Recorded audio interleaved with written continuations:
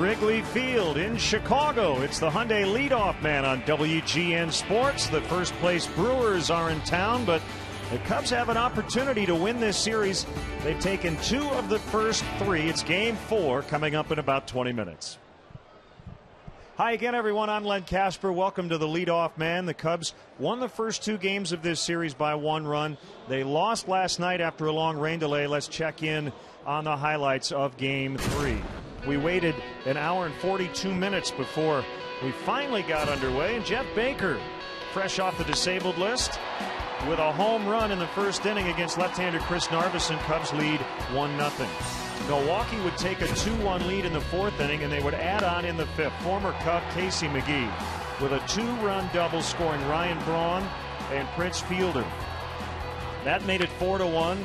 Corey Hart sneaks one past Aramis Ramirez.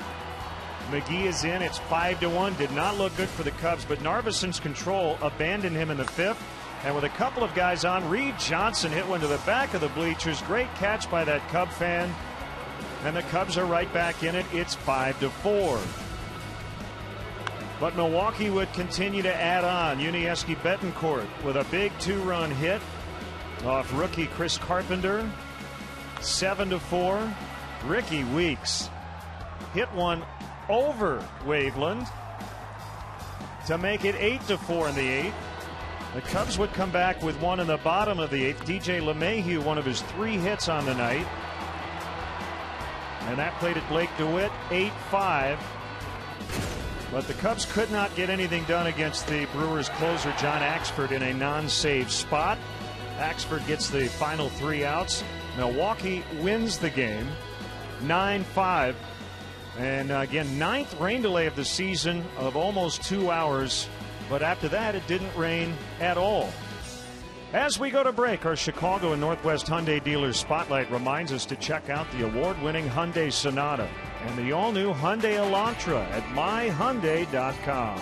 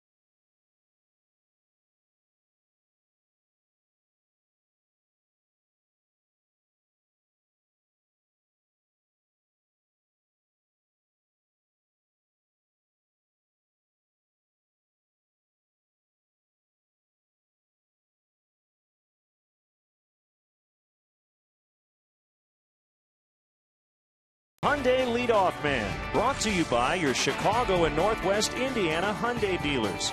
Check out the award-winning Hyundai Sonata and the all-new Elantra at myhyundaichicago.com. Welcome back to Wrigley Field. First things first, the Brewers and the Cubs today, but the Cubs will welcome in the New York Yankees tomorrow. Not a lot of history between these two franchises. The 32 and 38 World Series won by the Yankees and 2 regular season series, the last one at Wrigley in 2003. The Yankees are playing good baseball. They go for the sweep today against the Texas Rangers. They lead 1-0 in the fourth. Last night, a 12-4 win. And the Yankees pounded out 5 home runs. Mark Teixeira, one of his 2 home runs in the first inning. Eduardo Nunez filling in at shortstop for Derek Jeter, who's on the disabled list. He went deep. And then it was Ramiro Pena in the 6th inning with a blast to deep right center. 401 feet. Teixeira again. This time from the left side. 2-run shot, and then Robinson Cano with a 3-run blast in the 8th inning. Again, Yankees pulled away 12-4. They have 103 home runs on the season, by far the most in baseball. They also lead the majors in runs. You see a bunch of veterans coming up this weekend: Garcia, Burnett, and Sabathia for the Yankees, Doug Davis, Ryan Dempster, and Randy Wells for the Cubs. But now it's time for Bob's AutoZone tip of the day. It's about taking this series. If the Cubs win, it'll be 3 of 4 against the Brewers. The tip of the day brought to you by AutoZone. For the auto parts, accessories, and advice you need, get in the zone. AutoZone.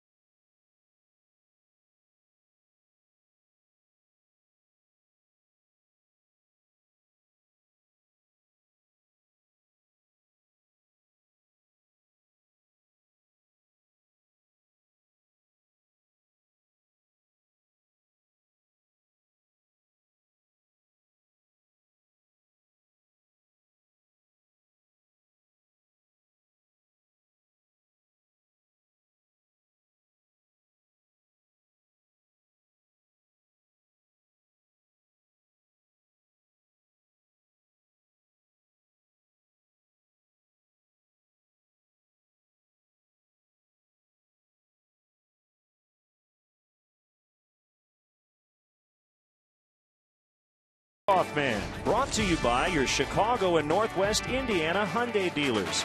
Check out the award-winning Hyundai Sonata and the all-new Elantra at myhyundaichicago.com. Let's check in on the Cubs minor league report. Iowa with a big comeback win last night to beat Omaha. Congrats once again to the Daytona Cubs, the first half champs of the North Division in the Florida State League. Michael Brenly, an all-star. Boise will open its season at Eugene tomorrow. They play in the Northwest League. And the Arizona League Mesa Cubs start their season on Monday. Zach Greinke, Matt Garza. Good matchup today on the mound as the Cubs host the Milwaukee Brewers. Next.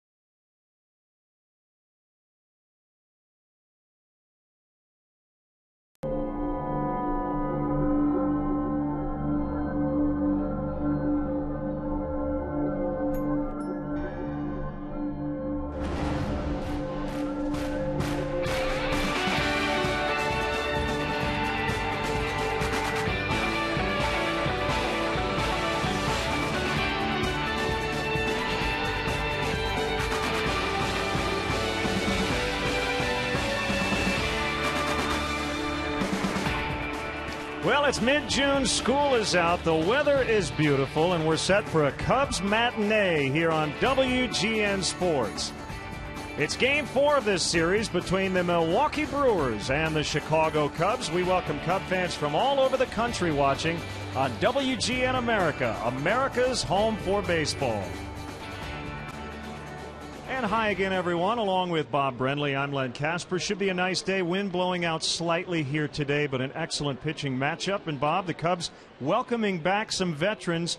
Jeff Baker, Reed Johnson, Alfonso Soriano off the DL, and Baker and Johnson came up last night. Well, Soriano was the guy we expected to hit a home run, but it turns out that Reed Johnson and Jeff Baker were the two guys that went deep in the game last night. Jeff Baker getting the Cubs on the board with his solo blast to left center field.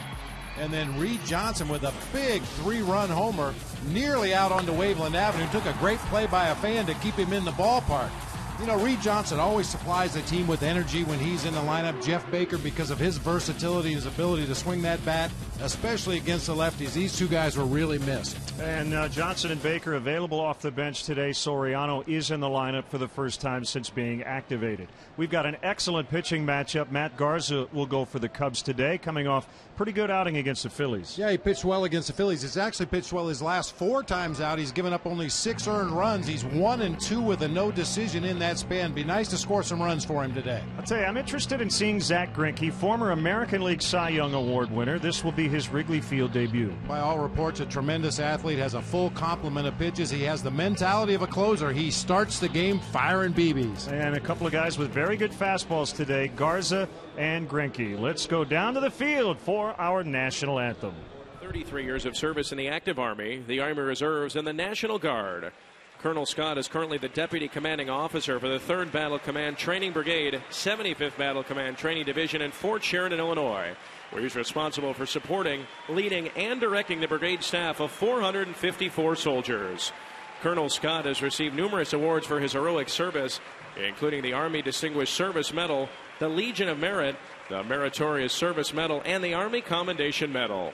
The Chicago Cubs would like to take this moment to thank Colonel Scott, along with all our servicemen and women, both in this country and around the world, for their selfless dedication, courage, and sacrifice in protecting our freedom and defending this great country.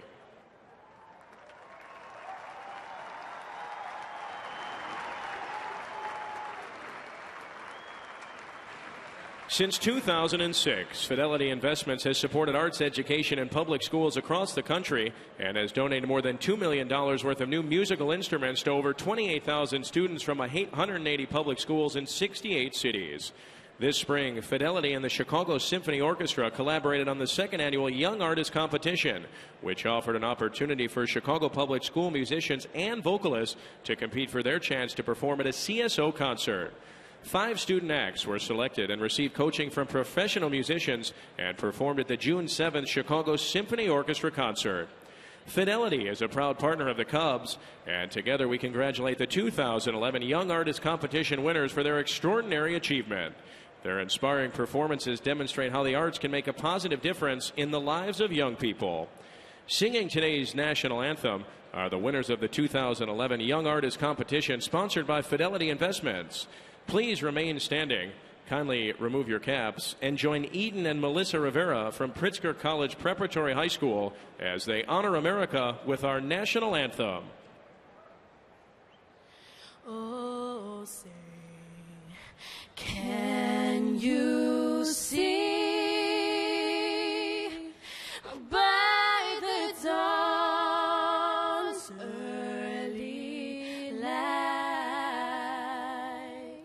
what so proudly we hailed at the twilight's last gleaming, whose broad stripes and bright stars through the perilous fight o'er the ramparts we watch, were so gallantly streaming, and the rocket's red glare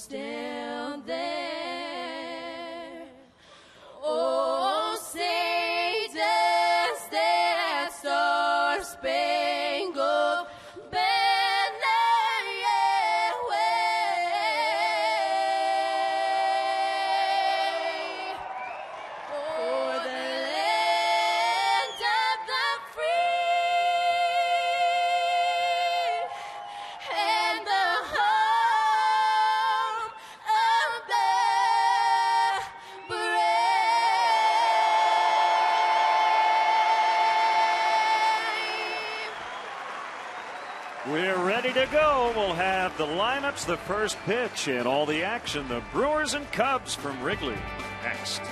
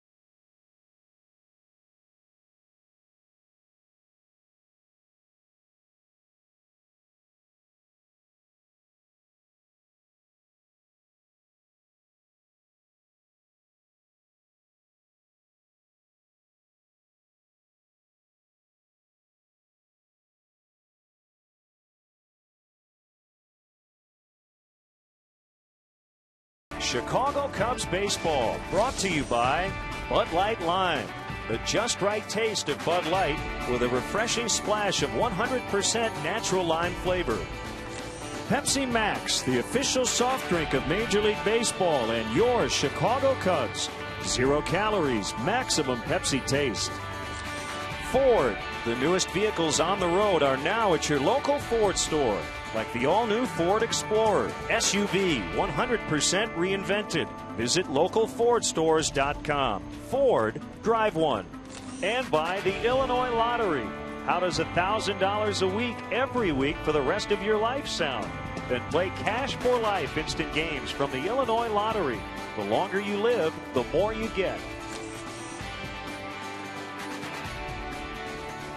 Chicago Cubs baseball in high definition is brought to you by Xfinity, only from Comcast.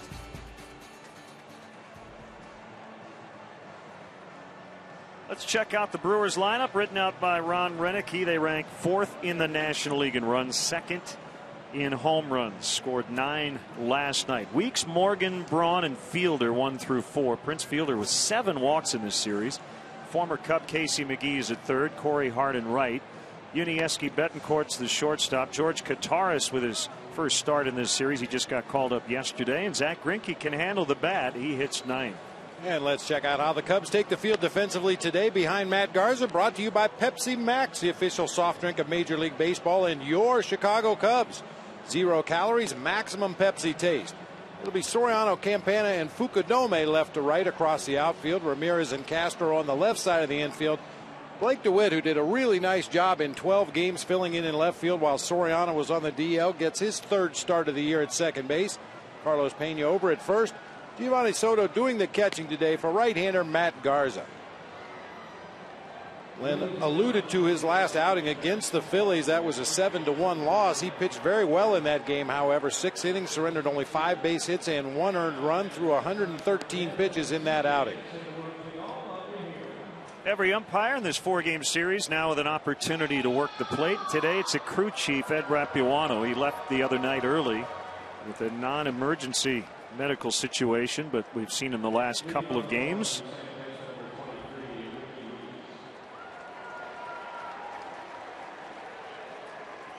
Matt Garza facing the Brewers for the 2nd time this year. Suffered a 6-0 loss at Miller Park on April 9th. Gave up 5 runs on 8 hits in 5 2/3. Ricky Weeks had 3 extra base hits last night, 2 doubles, and a booming home run out onto Waveland.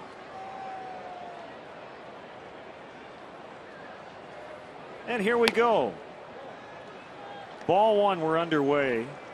Looks like the wind is blowing slightly toward the right field foul pole and out toward right. We had no wind whatsoever after we were cleared of the rain last night. Well, it seems like it doesn't matter which starting pitcher you happen to be talking about for the Cubs. Pitch count always vitally important. Garza has a tendency, much like Dempster and Zambrano and Wells and others, to run up a high pitch count early in the ball game. West wind at 8 miles an hour, 76 degrees, and the 2-0 pitch, and Weeks pops it foul and out of play right side. Even though the Brewers have lost 2 of 3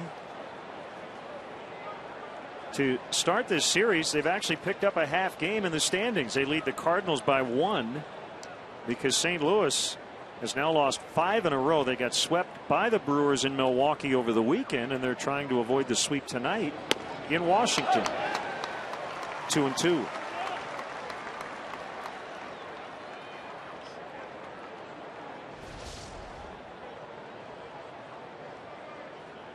Now, you mentioned it earlier, Len. Both pitchers rely heavily on their fastball. We know Matt Garza throws in the low to mid 90s with his heater. When he can command that pitch on both sides of the plate and up and down, that's when he's at his best. And he's run a full count, 3-2.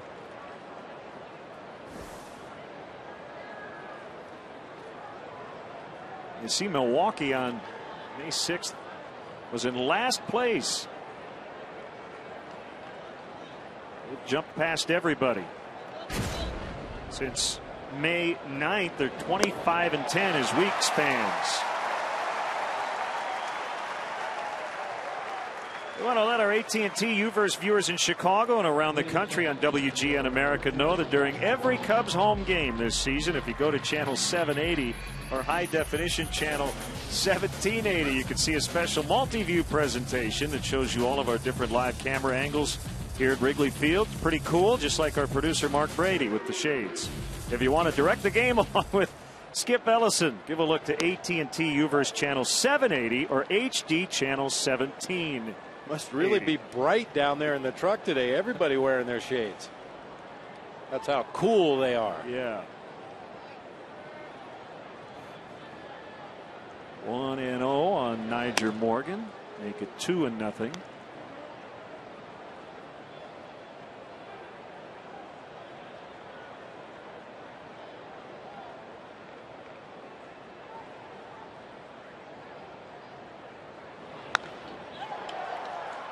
Just foul. Well, Morgan took a look at it before taking off. He thought it was going to be foul, and then it was almost fair. And what little bit of wind we have today is kind of blowing from the left field corner toward the right field corner. That ball just fouled down the right field line. That's a good thing, because with Niger Morgan's speed, a real good chance of a 1-out triple right there. Great article in the Tribune by Dave Van Dyke on Niger Morgan, who has an alter ego when he's on the baseball field. Tony Plush. Tony Plush. Yes. Castro's going to have to hurry. Safe. Infield hit for Morgan. Cubs have to treat Morgan like the Brewers versus Tony Campana. You got to charge everything. You got to get rid of it in a hurry. Just that slight little, I wouldn't say bobble, but the ball caught him in the heel, didn't it? Yeah, and when Tony Plush is running down that first baseline, you have to do everything perfectly. Otherwise, he's got a good chance of legging it out. As what's his name? Tony Plush? Yes. Yeah. At the real T Plush is where you can follow him on Twitter if you'd like to. So when he's at the park, he says he's plush. Because he's an entertainer. Ryan Braun gives the Brewers a 2-0 lead with a long home run. A towering shot off Matt Garza, who now has only allowed 3 home runs all season. But that was a blast.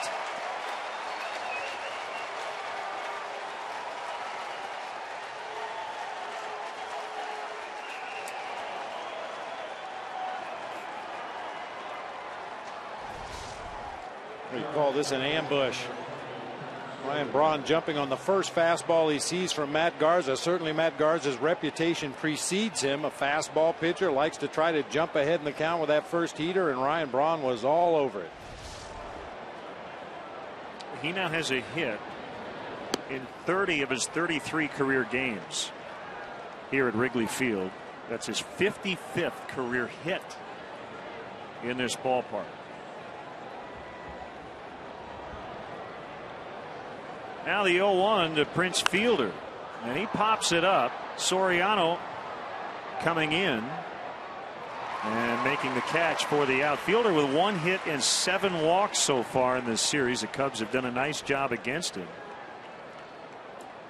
And that's one way to cool off a hot hitter, not only to take the bat out of his hands via the base on balls, but he just hasn't had many good pitches to swing at in this series. Get a guy out of his rhythm, because there's no question Prince Fielder was red hot coming into this series. Had hit 8 homers in his 10 previous games.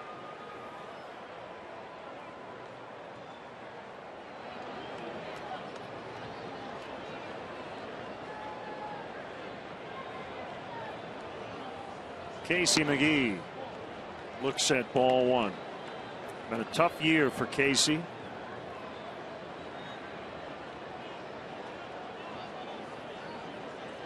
He does have 4 hits and 3 RBIs against his former team in this series.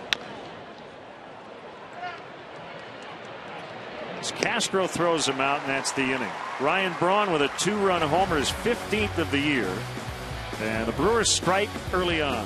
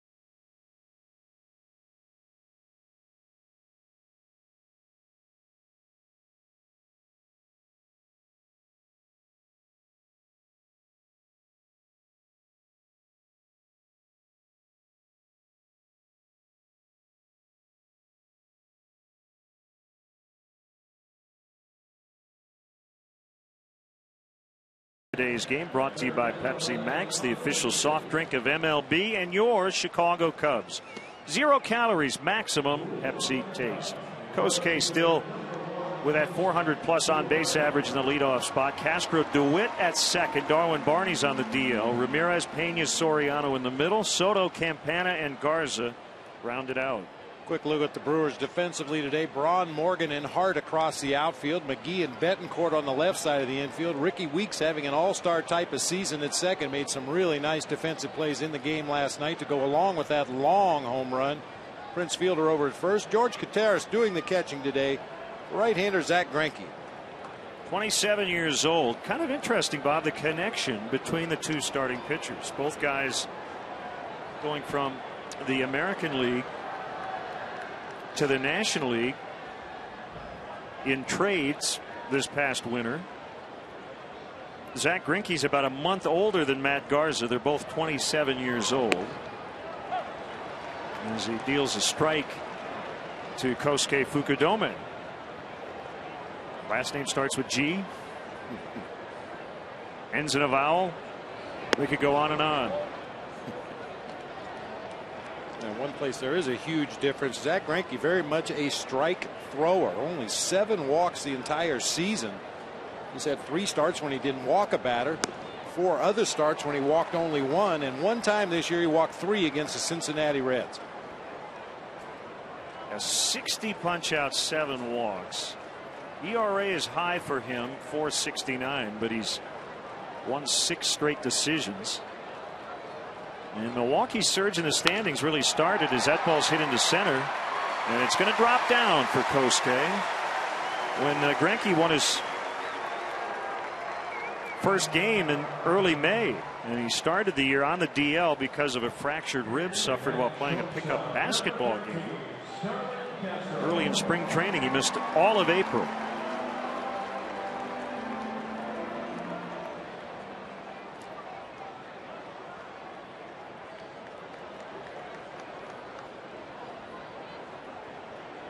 Actually, both guys involved in that deal with the Kansas City Royals are in the lineup today. Greinke and Yuniesky Betancourt, the shortstop.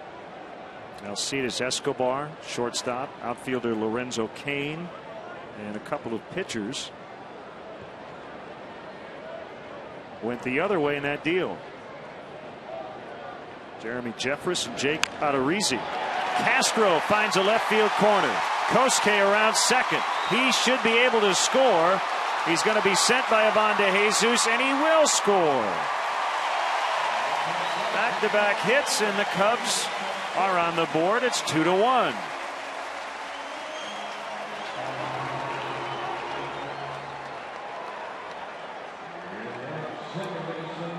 Cubs not even allowing Greinke to settle in out there on the mound. A rolling, hanging, breaking ball to Starlin Castro. He waited back nicely and hooked it down into the corner. And Greinke's history has been one of a very strong start. Gets into a little trouble sometimes the second time through the lineup, and then a strong finisher as well. Cubs jumping on him early today. 1-0 on Blake DeWitt. With Soriano back in the lineup, DeWitt, who had grabbed an outfielder's glove basically for the first time in his career and made a dozen starts and left. Back at a more natural position. This is just his 4th start at second, and he may get a few more here with Darwin Barney on the disabled list with the sprained knee. Up in the air, deep to right, but playable. As Corey Hart gets back to the warning track, makes a catch. Castro tags, and he's at third with only 1 out.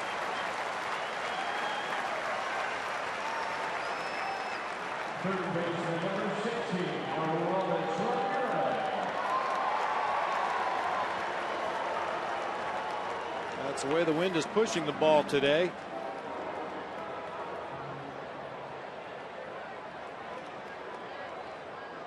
Sure what this is about.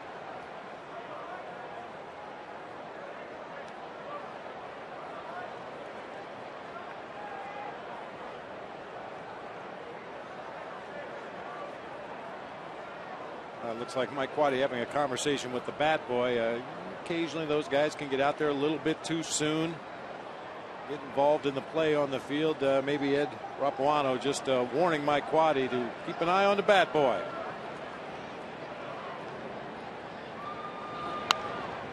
Infield in against Aramis Ramirez. Runner at third, 1 out.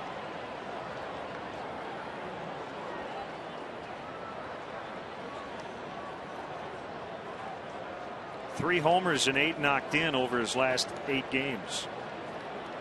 Tied the game with a 2-run shot in the 8th inning Tuesday night. Cubs would win it 5-4 in 10.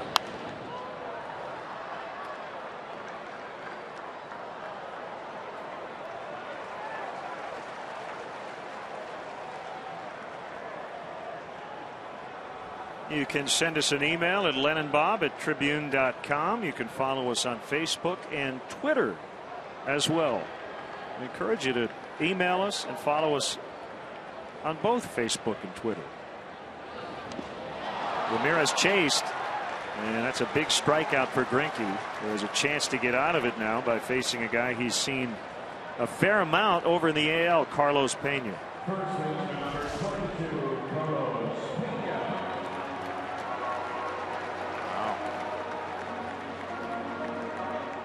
Ramirez completely fooled by that breaking pitch. Quick tag by Contreras for the out. Pena just 3 for 27 against Greinke in their previous matchups.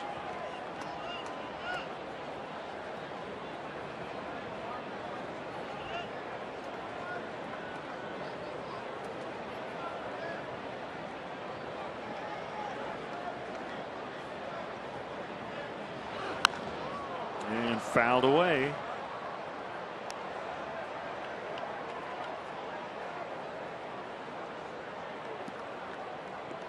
Well, Ed Rapuano is very active right now. Talking to the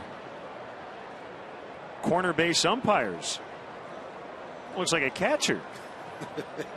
Moving his defense around. Yeah. And you didn't mean to, and he got a piece of it to make it 0-2.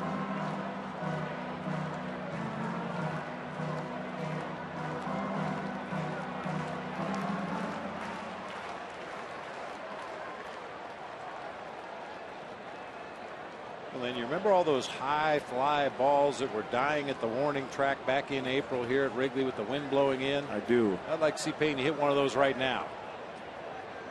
Get it up into that wind that is really picking up toward right field.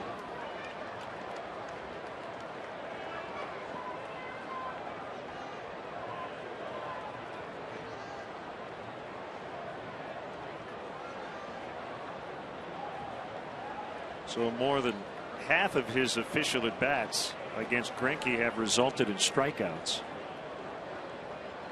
He's battling here down 1-2. The kick and the pitch bounced in front of home plate.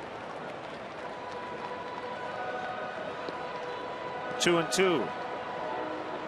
Greinke's an interesting guy. He was a Cy Young winner in the AL in 2009, was an all-star that year. Really keeps to himself. He has dealt with social anxiety disorder. I think he's a guy who prefers to let his pitching do the talking.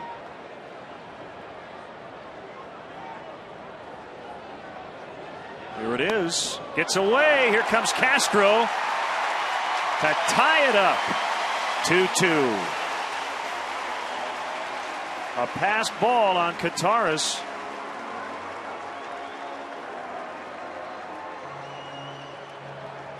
Greinke doesn't throw the kind of fastball that has a lot of movement. Just a straight four-seamer. He clanked it off the thumb of the glove all the way over into that first base on deck circle. Starlin Castro will be able to score easily to tie it up.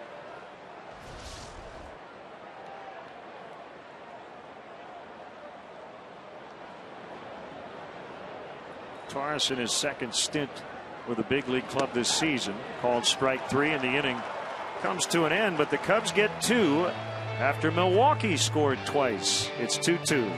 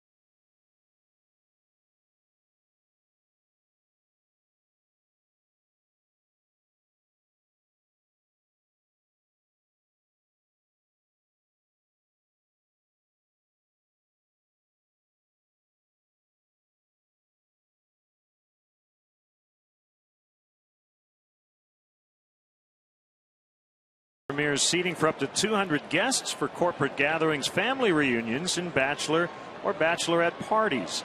Individual and group tickets are available for all games. For more details, go to WrigleyvilleRooftops.com or call 773-248-ROOF. Corey Hart will start the Milwaukee second. 2-2 tie after one. Guy right in the middle of it with an RBI double and would score the tying tally on a passed ball.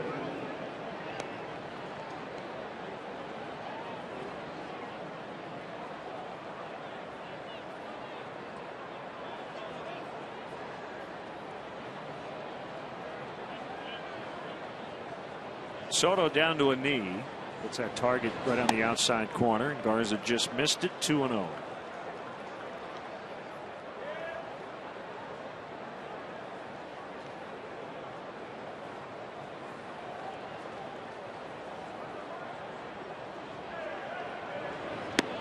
Hart has 19 RBIs on the season. 13 of those have come on home runs.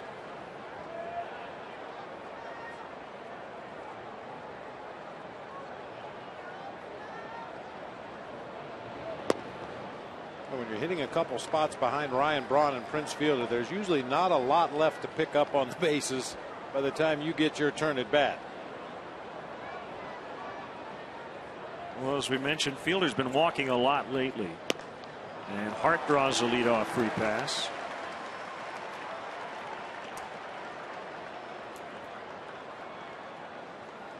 Hart chased one slider off the corner low and away. Matt Garza not really close to the outside corner with any of those deliveries to Corey Hart.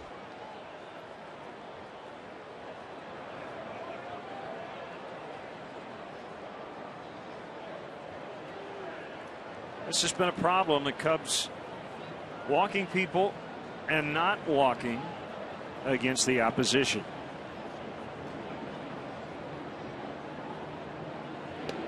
Now, having said that, not a big time walk candidate at the plate, Yuniesky Betancourt. No. In order to get a walk, you need to see 4 pitches out of the strike zone. I know that sounds very simple, but Yuniesky Betancourt rarely sees 4 pitches in an at bat. Mentioned it last night. He's the, I guess you'd call it the league leader in fewest pitches per at bat in the National League. It actually went up last night from 3.09 to 3.17.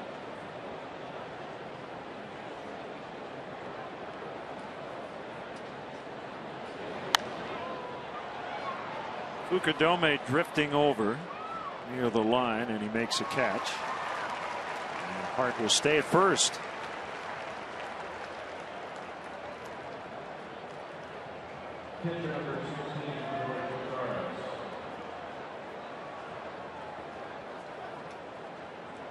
Now the left-handed hitting catcher, George Kataris, who had his contract selected yesterday from AAA Nashville. He replaced Will Nieves on the active roster as the backup to Jonathan Lucroy.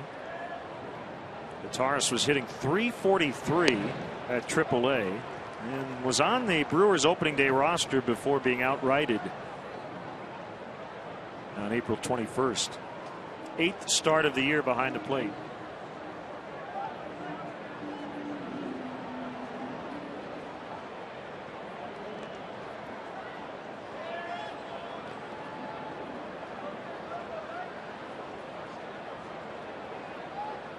You're a backup catcher and have a pass ball in the bottom of the first inning of a ball game, it can get to you a little bit. Kataris prides himself on his defense behind the plate. High drive to right. Kosuke will just watch that one go. So I think Kataris just made up for that passed ball with his first home run of the season.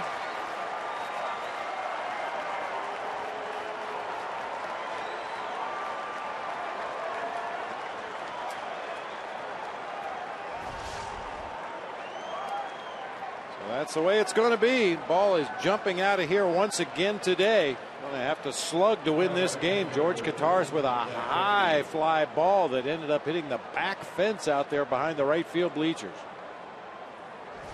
Yeah. 4-2 Milwaukee.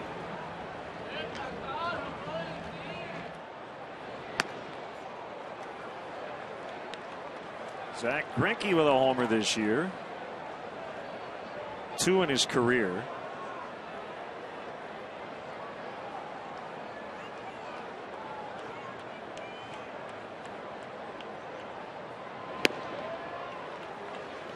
Missed the breaker. 0-2.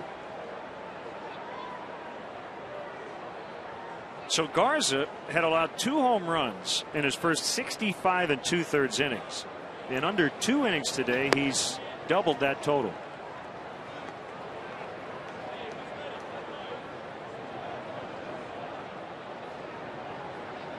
Have to go back start to start, but he may not have pitched here at Wrigley until today with the wind blowing out.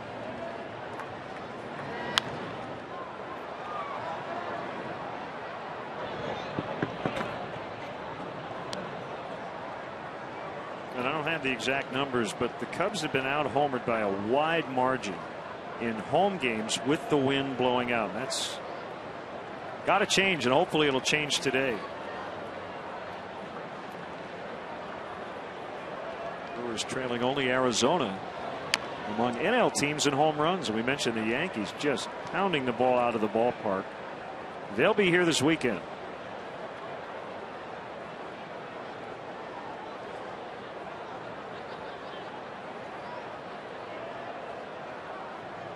Cubs have some kids who've come up, but I don't think they're that young.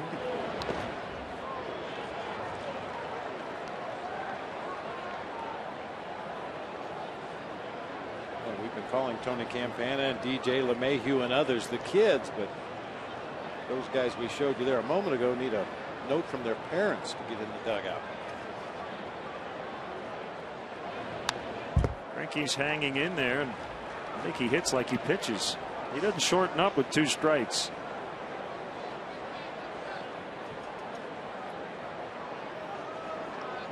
You think those youngsters are nervous right now? Having the time of their lives, I'm sure.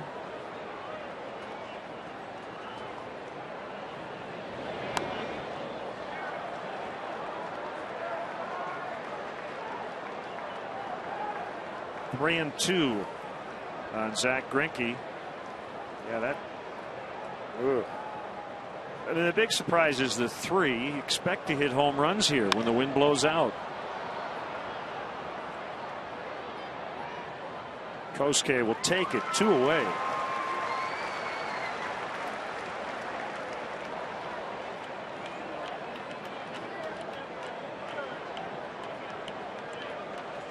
It resulted in an out, but that's pretty good at bat for a pitcher to see 9 pitches from his opposite number before popping out to right field.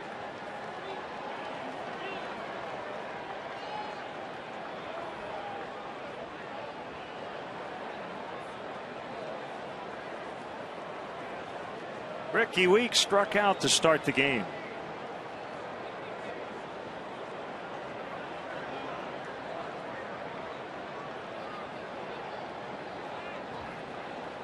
The other note about the wind blowing out, this is the 9th time the wind at game time has been blowing out. Either to left, to center, to right, or a combination. And the Cubs are 1 in 7 in those games. As you would imagine, the average runs combined is pretty high, 10.9. But when you get out homered like the Cubs have, it's tough to win.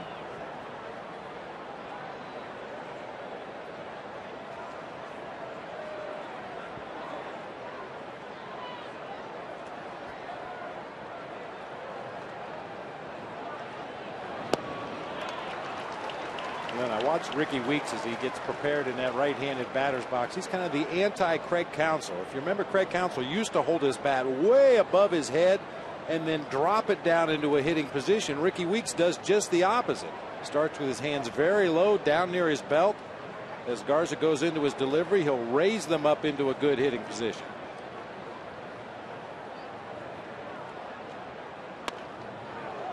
Fastball with a good tail on it.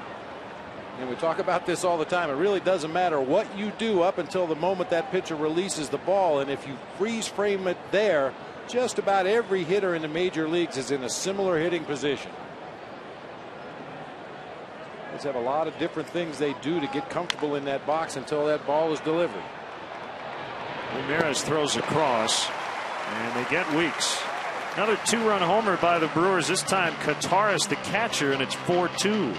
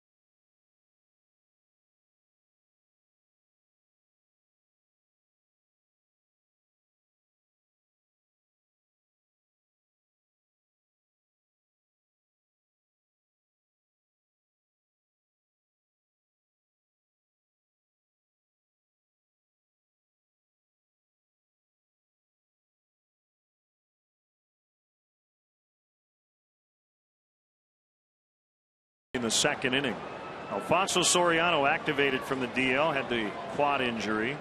Pinch hit, struck out last night. In the lineup today, and takes a fastball low and outside. 3 for 10 in his career against Zach Greinke.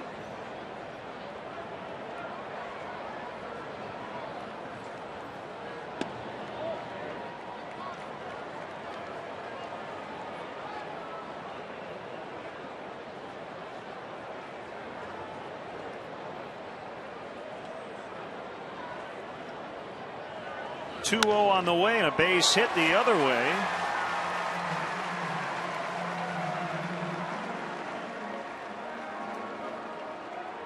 What would you do with an extra $1,000 a week every week for the rest of your life? Play Cash for Life instant games from the Illinois Lottery. You keep living, we keep giving.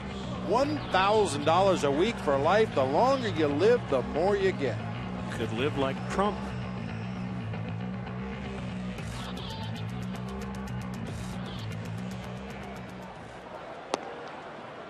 One and nothing on Giovanni Soto.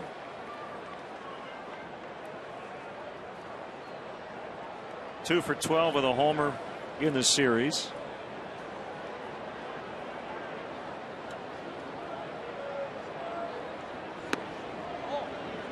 And a breaking ball over for a strike.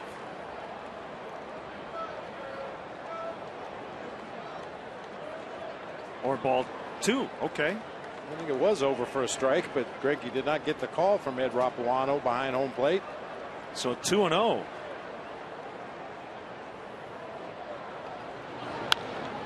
Fouled away. Yeah, Greinke really takes a lot off of his curveball. Doesn't throw it nearly as hard as his slider, and I think this time he even fooled the home plate umpire as well as Giovanni Soto. Looks to be a pretty good pitch. Well, let's see if he can take advantage.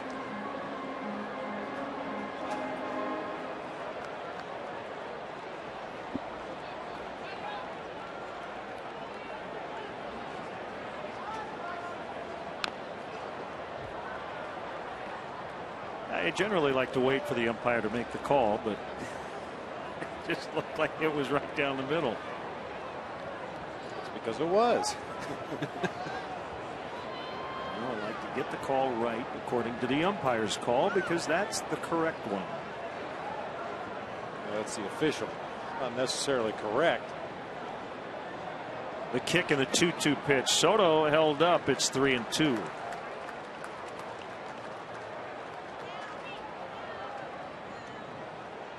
You could drive a fleet of semi-trucks through that right side of the infield right now. Ricky Weeks cheating almost behind second base. Prince Fielder holding on the runner. He hit a 99 hopper through that right side right now. Yeah, they like to overshift to the pull side against Soto. As Soriano takes off and there's a base hit. Through the hole on the left side. Soriano to the third. They're at the corners with nobody out. Instead of the right side, Giovanni Soto finds the hole in that pull shift.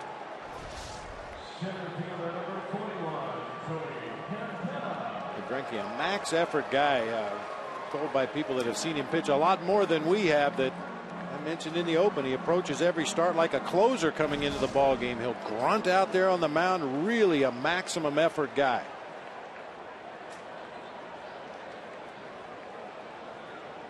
Some options here with Tony Campana at the plate. McGee ready to charge from third. Greinke very good defensively. You've got Fielder holding on the runner, Soto at first. Yeah, Greinke is such a good athlete and such a good defender at his position that the Brewers have actually changed some of their bunt defense plays when he's on the mound, allowing those corner infielders to stay back and hold their position and allow Greinke to field the bunts.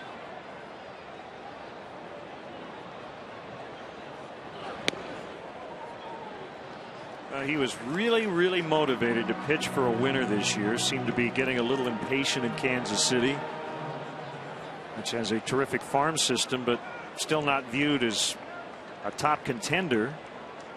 And his original list of teams to which he couldn't be traded to included Milwaukee. But after taking another look at their roster over the winter, he took the Brewers off that list, allowed them to make the deal. And here he is with a first place club. And given his history, as you mentioned earlier, that social anxiety disorder, Milwaukee would seem to be a really good landing place for Zach Greinke. Certainly you can't hide anywhere when you're a major league pitcher, but maybe spotlight not quite as bright up in Milwaukee as it would be in some of the other major markets. Well, the other part of it too is he's surrounded by a couple of other guys you could call aces. Sean Markham and Giovanni Gallardo. 1-2 on the way, and Campana strikes out. Tony's got to make some contact in that spot. Any contact. Yeah, you got the pitcher Garza coming up. So Greinke's seeing a little light at the end of the tunnel. I mean, Tony's nearly impossible to double up. Just play pepper, put the ball in place somehow, put the pressure on that Brewers defense, but time Campana came up empty.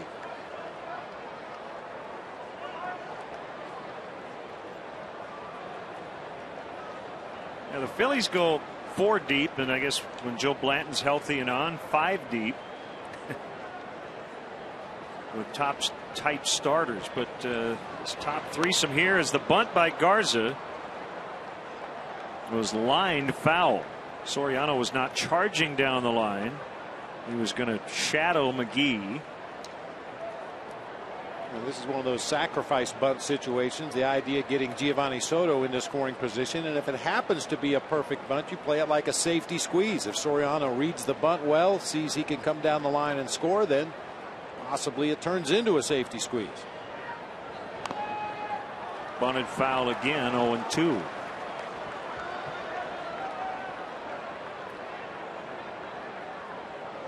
It's his 12th start this season, and Garza has yet to put down a sac bunt this season. His last one came May 21st last year.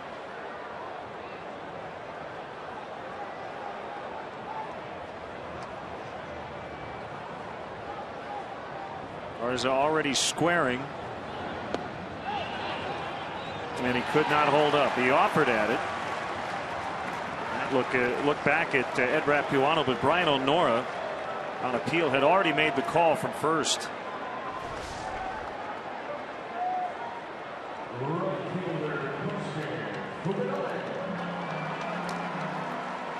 Breaking ball starts at the bottom of the strike zone, ends up low, way out of the zone.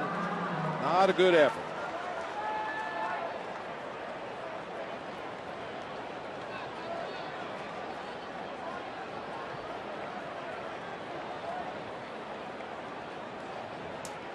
So let's see if Kosuke can come through with a big 2-out hit.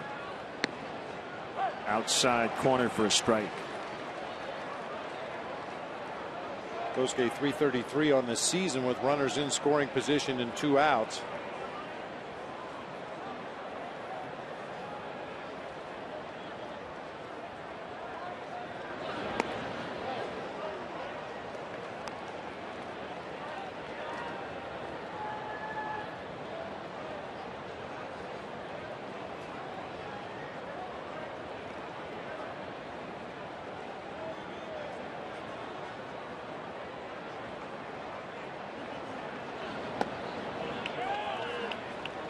Two and one.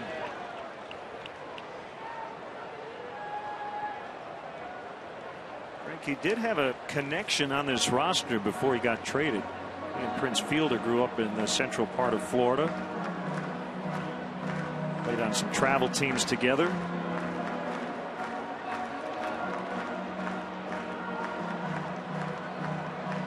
Imagine Prince Fielder with an aluminum bat. Oh, jeez.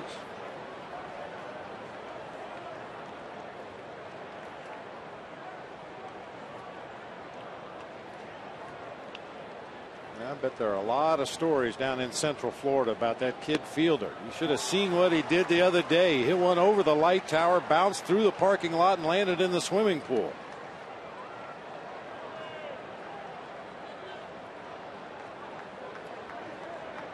Pretty much does that in the big leagues, too. 2-2 on Fukudome. Here it is. It gets past Kataris. He can't locate it. And the Cubs get another run on a pitch that gets by the catcher. This time it's a wild one on Greinke, and it's 4-3.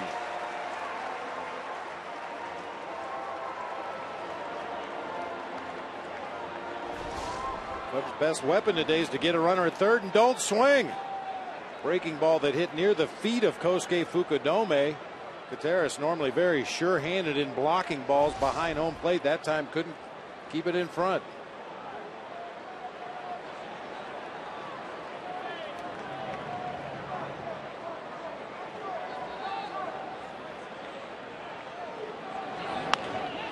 Pulled fair, and the Cubs will tie it up. Soto in. Hart having some trouble, and Kosuke is going to end up at third.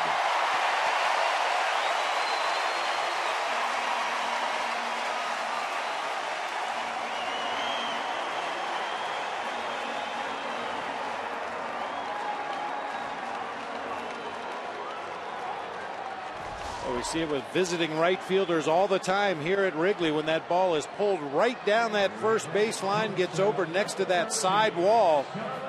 Very tough play to try to either trap it against the wall or get to the ball before it gets to the wall. This time Hart tries to play the short carom, can't handle it cleanly, and Fukudome ends up on third base. He gets a triple and the game tying RBI.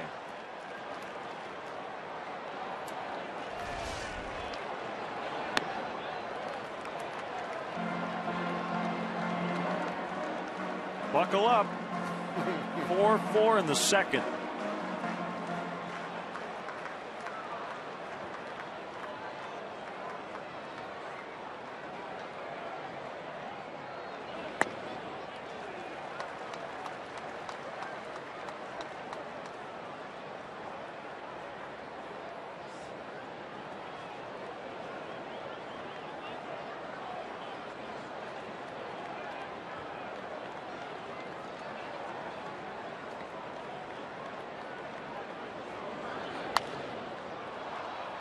Two and one. It goes without saying, not only what we've seen so far here this afternoon, but what we've seen throughout the season from the Cubs. Just keep pushing, keep adding on. No lead is going to be safe today.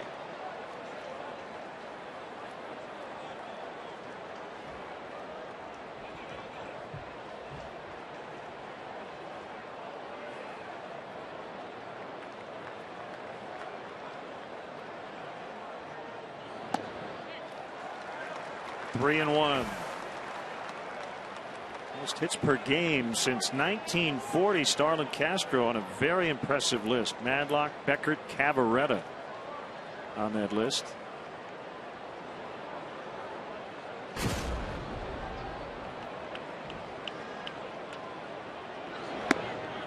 He draws the walk.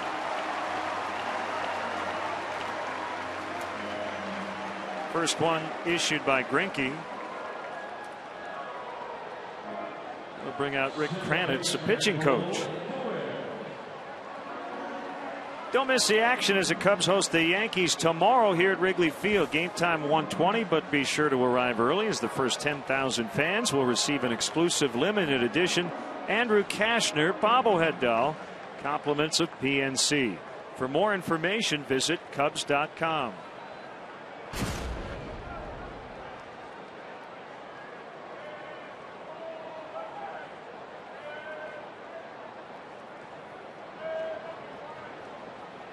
It's the same. I thought it was a 4-game series starting Thursday. Well, I'm in the bleachers. Cubs and Brewers. I'll stay. Castro takes off. Kataris fakes a throw and eats it. Stolen base for Castro.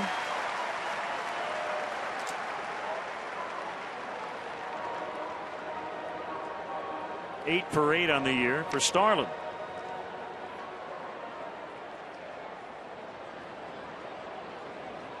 He and Tony Campana have combined. They go 14 for 14. Ground ball, backhanded. No, he didn't get it. Weeks will fire to the plate as Castro stayed at third, but Fukudome in, and the Cubs lead 5-4.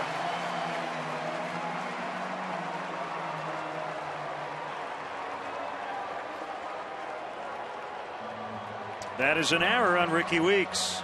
That's been Ricky Weeks' history. We saw him mishandle a ball up the middle of the field last night. He's very good going to his left, his glove side, but has some issues when he has to go to the backhand side up the middle of the field. Little bouncer just past the mound. He's never got a glove on it, knocked it down, hustles it back into home plate. He thought that Castro was going to try to circle the bag at third and try to score on that play. Down the middle to Ramirez. So the Cubs have eliminated two two-run deficits and now have their first lead.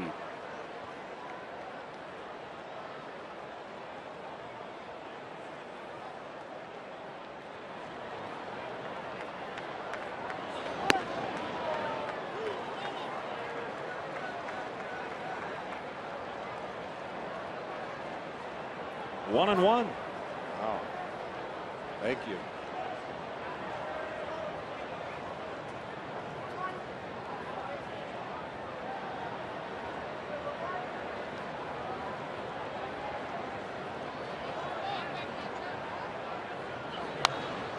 Swing, he hit it foul off the facing of the upper deck. And the fan on the fourth row made a barehanded catch on the carom.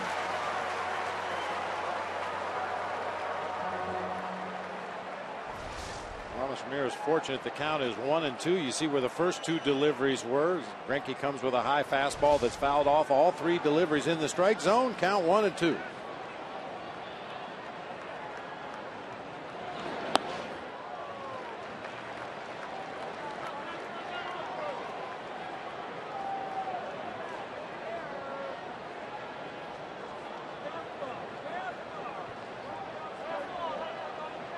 Cubs have been resilient here early on, trailing twice and facing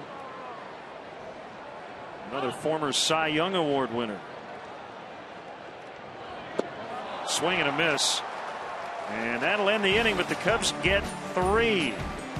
Three Cy Youngs in 7 games the Cubs have had to face.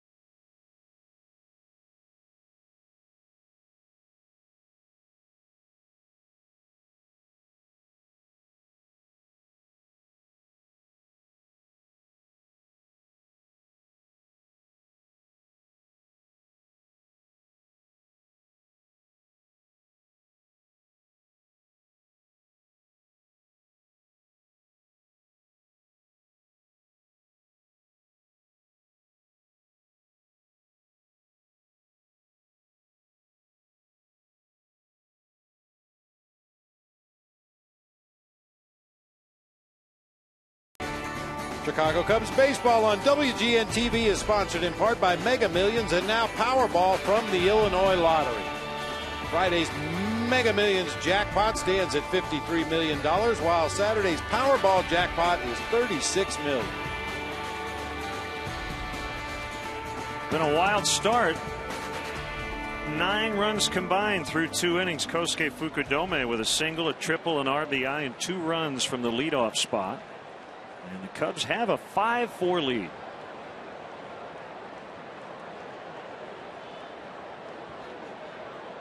Niger Morgan with an infield hit his first time, and he bunts. He's going to get there. Garza won't even make a throw.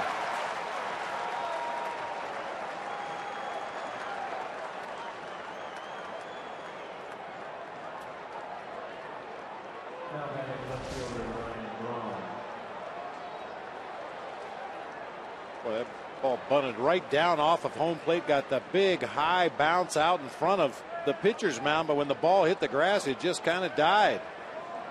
An infield hit, now a bunt hit for Niger Morgan in this game already. He's got some friends back behind the tarp over there. He's reached on a few hits on the infield and has looked over there.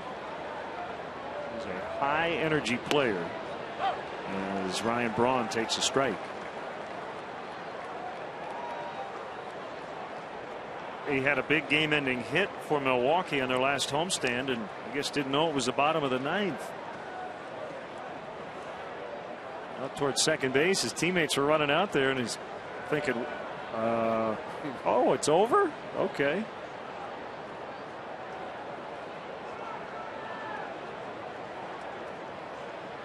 I've had a chance to talk to him. He's a good guy, real engaging guy off the field, but he'll get under the skin of opponents. Remember that situation in Florida last year? How about 2? One hopper to Castro. No, they only get 1.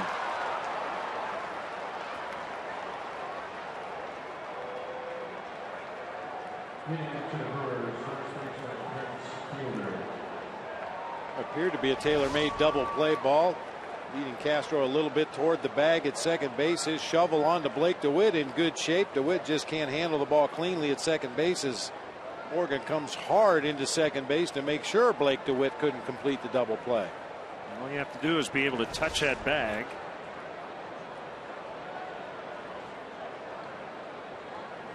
I think Morgan maybe stole a base or 2 in a game that maybe was out of reach. He ran over a couple of catchers, one in St. Louis and then a Florida catcher, and got thrown at, charged the mound.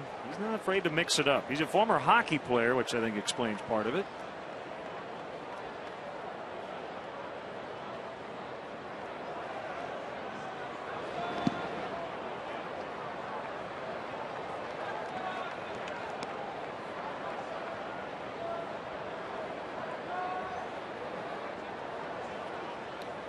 Dempster's hometown Vancouver Canucks were shut out in Game 7 last night by the Boston Bruins, who won the Stanley Cup.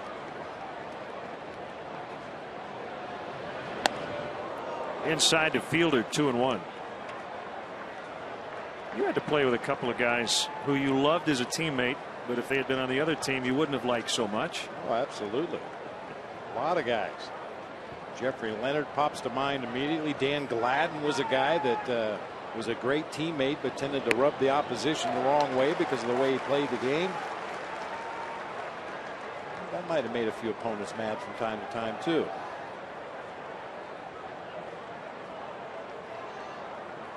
Yeah, Tony Plus just doesn't care what the other team thinks of him.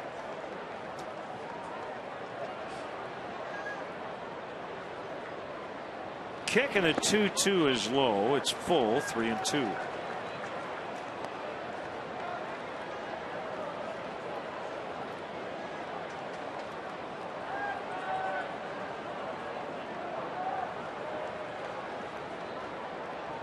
I think the first pitcher in this game to hold the other team scoreless in a half inning should just automatically get the win. And hopefully it's Garza here at the top of the 3rd. There goes Braun, and Fielder bounces to DeWitt.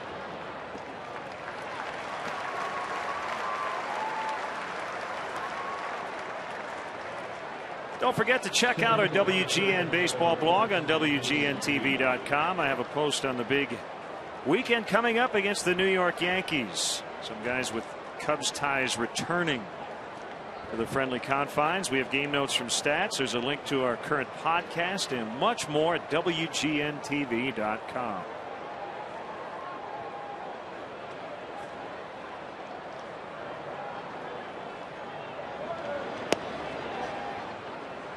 Even though Braun reached on a fielder's choice, he's on base, and when he got on base last night, he scored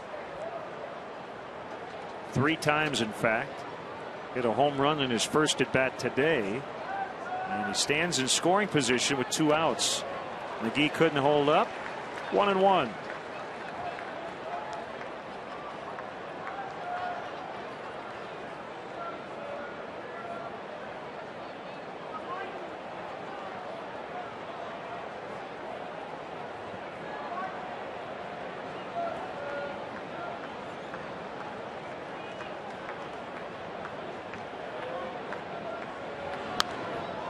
Hit foul.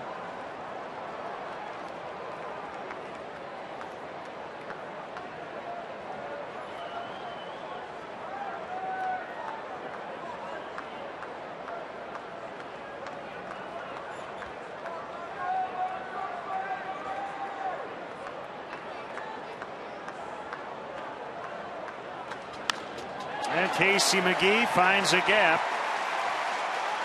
And the Brewers tie it up. It's a double for McGee.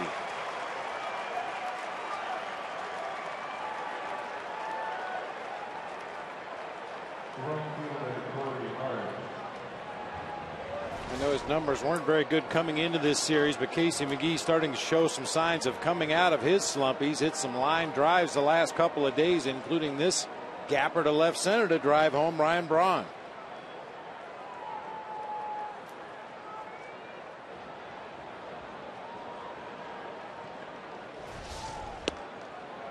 Ball 1 to Corey Hart.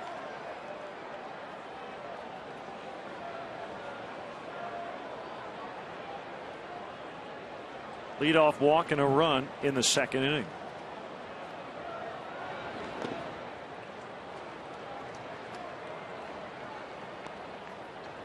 Easy to say, hard to do, Bob, but for both these starting pitchers, I mean, they're going to have ugly lines no matter what happens the rest of the day. But the win is there to be had. It's a tie game.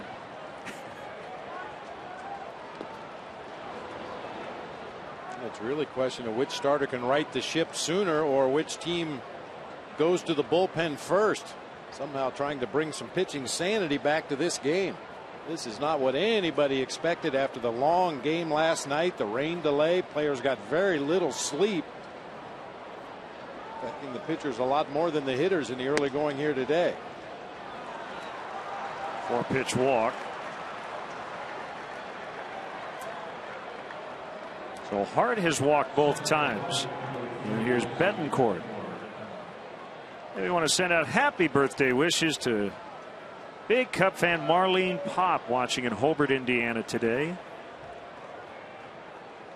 We want to send out happy 60th wedding anniversary wishes to Lakeview High School alumni, long time Cub fans their whole life.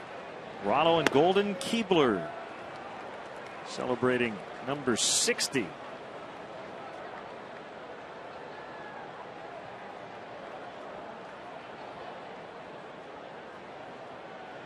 And some Cub birthdays this week as well. There's the 0-1 to Betancourt. Got a piece of it. 0-2. Billy Williams, a Hall of Famer, turned to 73 yesterday, so happy belated to Billy. Kerry Wood today turns 34, and the bullpen coach Lester Strode hits the big 5-3 tomorrow.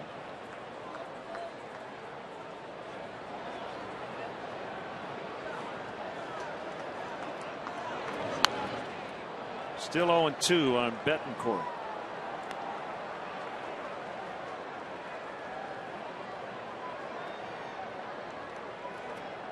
So happy birthday to the Cubs bullpen coach. Love to celebrate with a win today and another one tomorrow against the Yankees.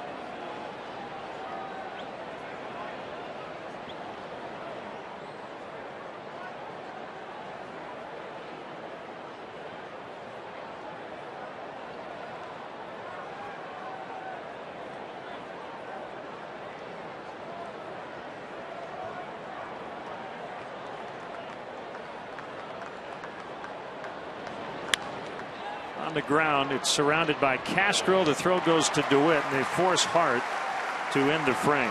McGee with an RBI double ties it up 5-5, and we're only in the third.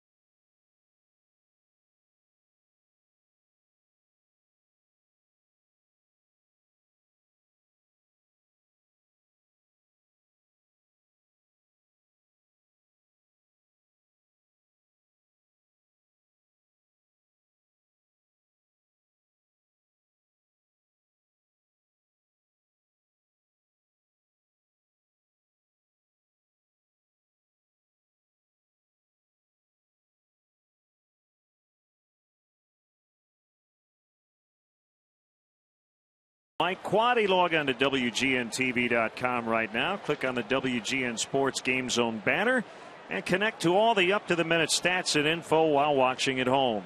Game Zone is sponsored by The Great Escape, pools, patio sets, play sets, hot tubs, and more.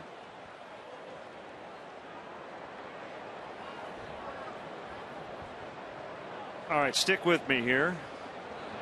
I know it's not easy sometimes. On Carlos Peña's first birthday, May 17th, 1979. He probably doesn't remember it.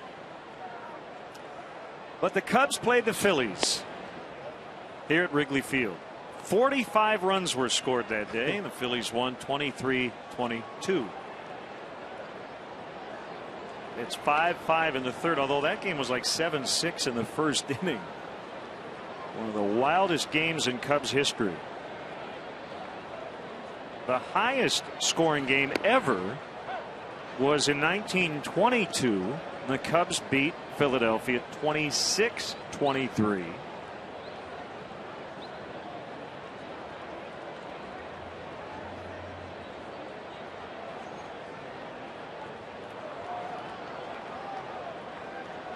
The 2-1. Smack foul. We're not even on a record pace at this point. 2 runs an inning or so. 2.5 runs. Maybe they'll pick it up.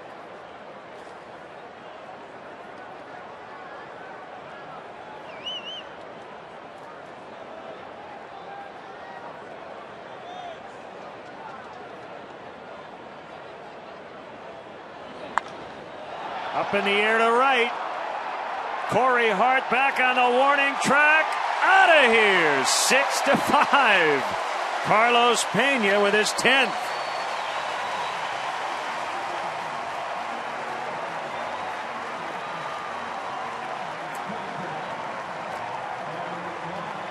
That's that warning track shot from April and May you were talking about. Yeah, in April and May that ball would have died in the glove of Corey Hart, maybe even short of the warning track, but a towering fly ball got up in the jet stream and just continued to carry. It was actually up and out over the plate. Peña went out and hooked it back to right field. Big home run. Swing and a miss on a slider by Soriano. Strike 1. First career homer in 29 at bats for Peña off Greinke.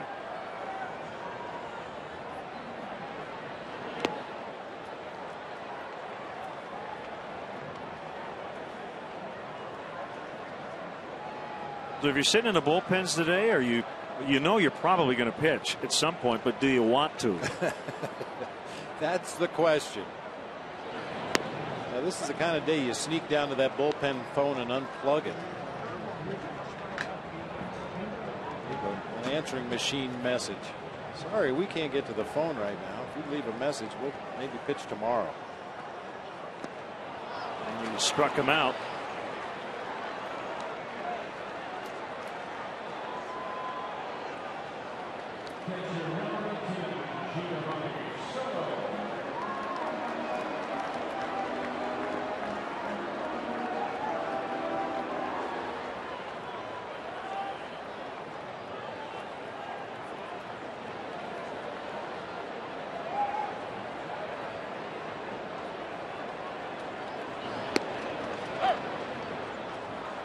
Interesting infield alignment.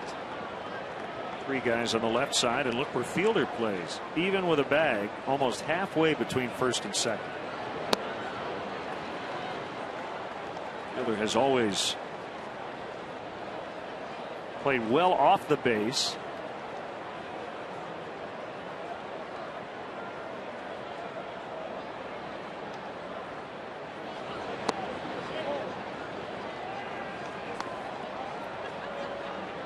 Len, you'll never see a backup first baseman or a utility infielder who happens to be playing first base. You will never see them positioned where Prince Fielder is right now.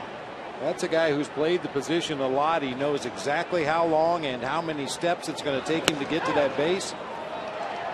As Soto takes a look at a fastball for a called strike 3.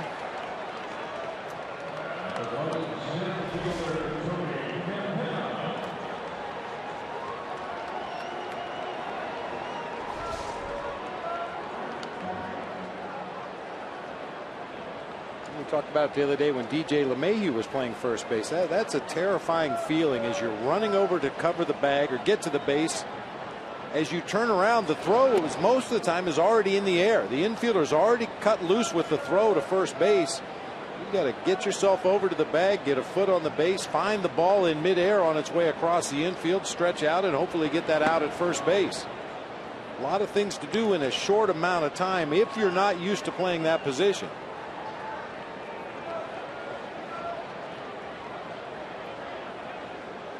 2-0 on the speedster Campana with Garza on deck. Bounce back to the pitcher. And an underhand toss to Fielder. Each team scored in each of the first 3 innings. Pena led off with a homer, and the Cubs lead 6-5.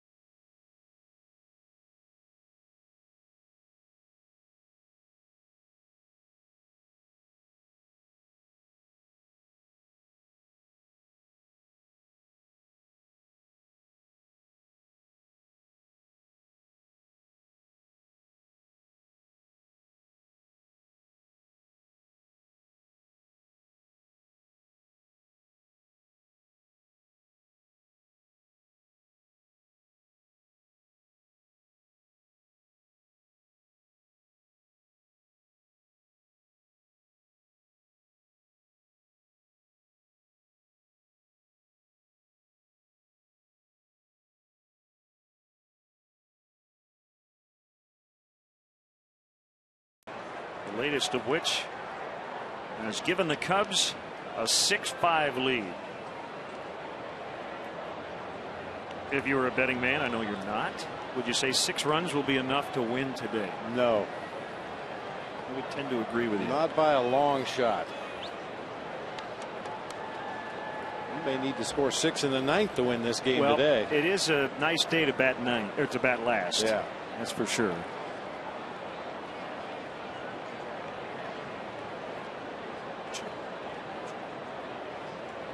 Here's Kataris, who hit a 2-run homer in his first at bat. 1 strike.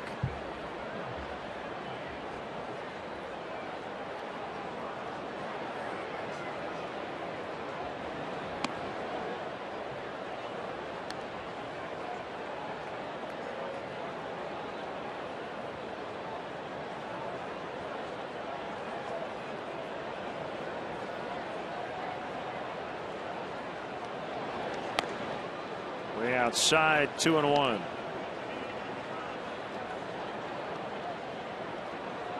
Well, it's our job. It's the writers' jobs and observers to kind of evaluate pitchers after each and every outing. I don't know about today. Swing and a miss. As we said, somebody's going to win, somebody's going to lose. We don't know if the starters will factor into the decision. But it might just come down to one of those days, so to speak. Last man standing. Yeah. 3-2. And again, Garza in a loss on Saturday pitched well. 6 innings, 2 runs, 1 earned against a hot team. Phillies, by the way, have rattled off 6 in a row. Ground ball to Blake DeWitt. And that's the first out. The new Bud Light Bleacher Series provides fans with exciting new opportunities in the Bud Light bleachers this season, including free T-shirt Mondays, $3 12-ounce draft Bud and Bud Light Tuesday nights, and $1 Vienna beef hot dog Wednesdays.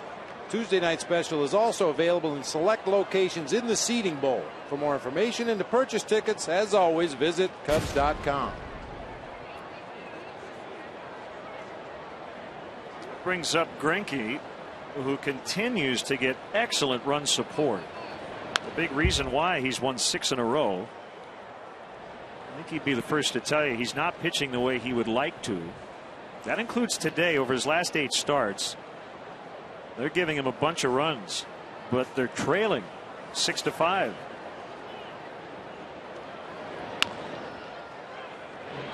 Ramirez will pick it up. 2 outs. Not a big surprise. It's the first time for either pitcher that the first 2 batters of an inning have been retired.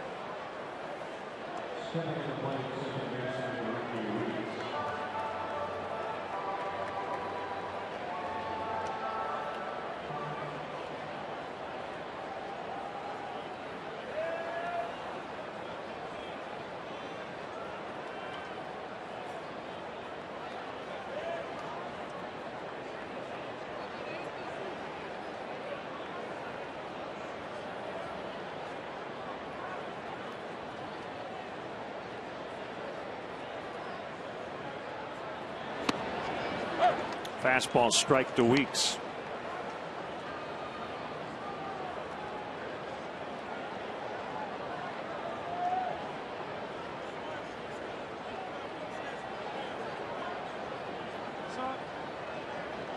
What'd you say? What kind of stupid shit? Missed on a breaker, 1-1. Why would you when they ask some stupid shit like that? Got a final from the AL. The Orioles beat the Blue Jays 4-3 in Toronto, snapping the Orioles' 16-game losing streak at Rogers Center.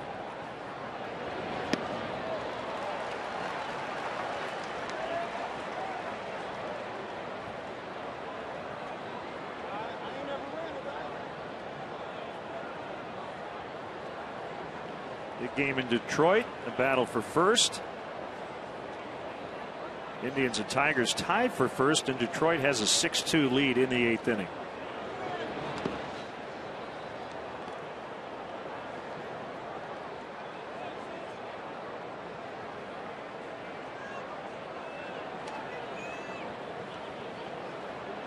You love bare feet.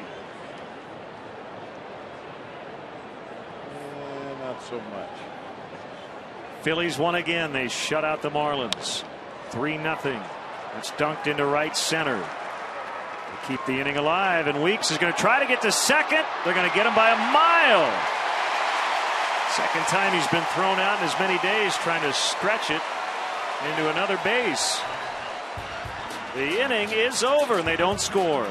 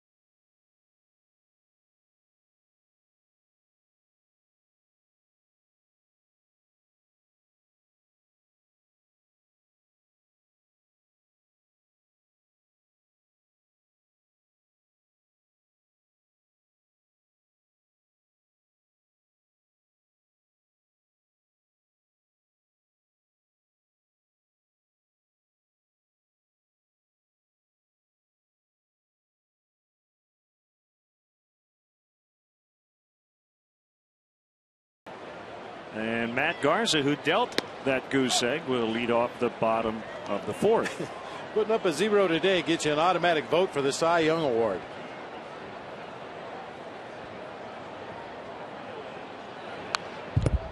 Glad you mentioned Cy Young.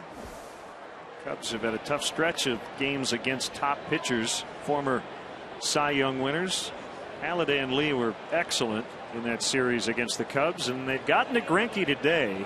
And we mentioned Cliff Lee, 2-hit shutout over Javier Vasquez today. So the Phillies have won 7 in a row, 3-0 the final. And Florida in a free fall, their 7th consecutive loss. They've dropped 17 of 19. Well, and on that Cy Young graphic, we also saw that CC Sabathia, the scheduled pitcher Sunday for the Yanks. Rapuano needs some help. Ed Halber is out quickly to check on him. Look away. Look away. Oh, Lord.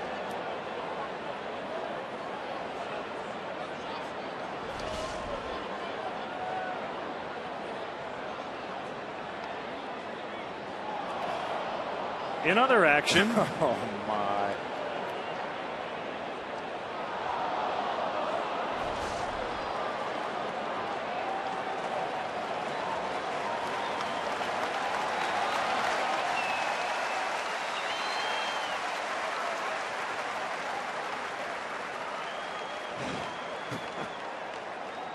Well, for those of you who have never experienced what Ed Rapuano is going through right now, there's a second or two where you tell yourself that wasn't so bad, and then the wave of nausea hits you. He'll be all right. He'll recover from this eventually. Well, let's think about baseball in the meantime. mentioned the Marlins have struggled, to say the least. And they're in last place and now 11.5 out after losing. Minnesota Twins hoping to get Joe Mauer back tomorrow. And the Pirates over 500, the latest in the season. They've been above 500 since 1999. The Twins shut out the White Sox today, by the way, 1-0 on a Michael Kadire second inning home run. That was it. And the Twins have now won 11 of 13. We're talking about the Pirates. They're only 4 games behind the Brewers going into play today. That away, Ed.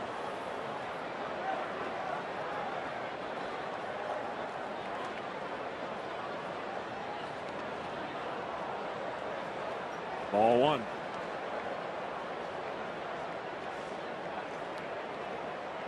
One and 2 to Garza.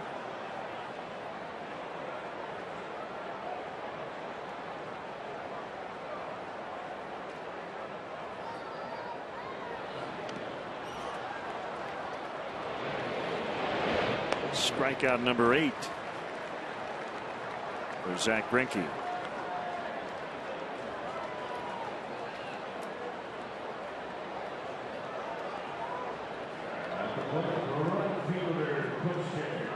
Watch the Cubs take on the Yankees this Saturday at 3:10 here at Wrigley Field. Be sure to arrive early. The first 10,000 fans get a Cubs tote bag.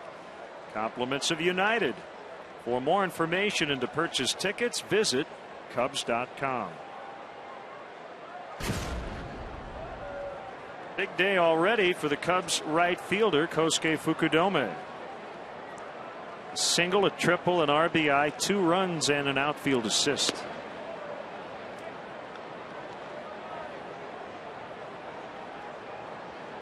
Speaking of the Pirates, they're tied 3-3 in Houston in the top of the 6th. Ground ball to Weeks. 2 away.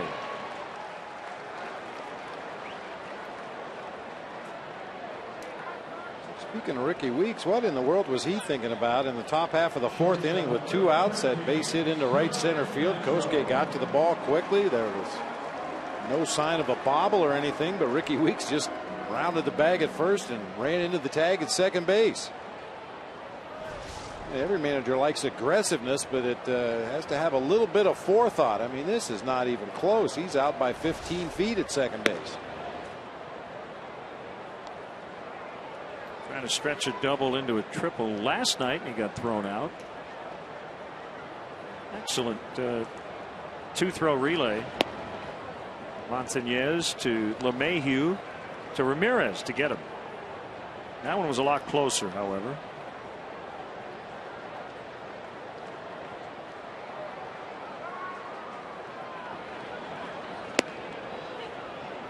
Three and 0 on Starlin Castro.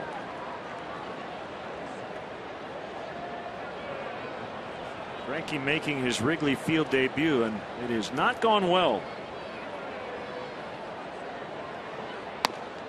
He's fortunate to be down only a run. Castro has walked twice.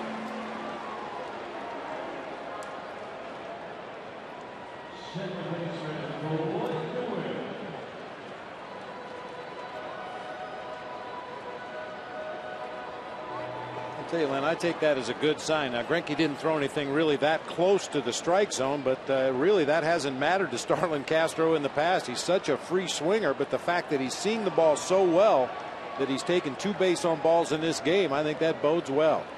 He's been swinging it and hitting the ball with authority when he gets strikes, and now has taken a couple of walks today.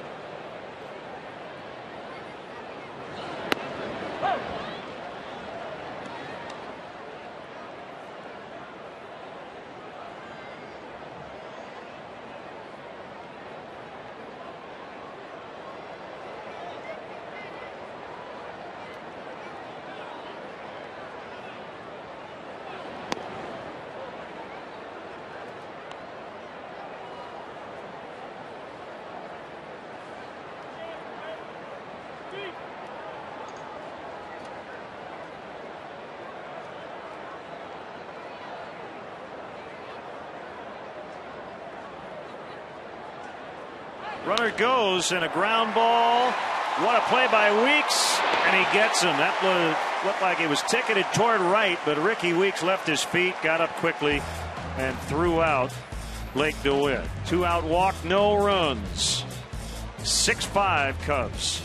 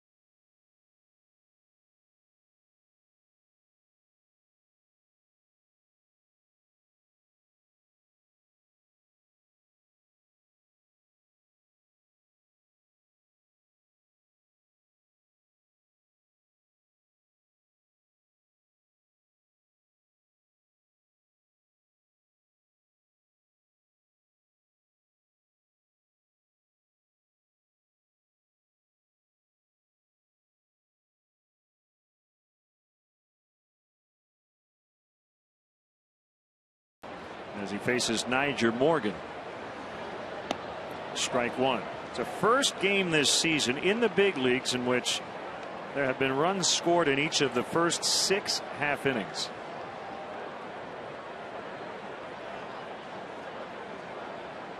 Neither team scored in the 4th. And for the Cubs, it's the first time they've been involved in this type of game, scoring in each of the first 3 and having the opponent do the same since September 21st of 2007 against the Pirates. And according to our friends from Stats.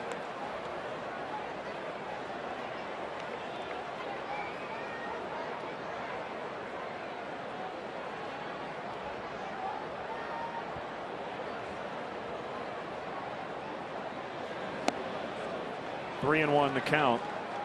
Certainly does not want to walk Morgan, who's already reached twice on infield hits.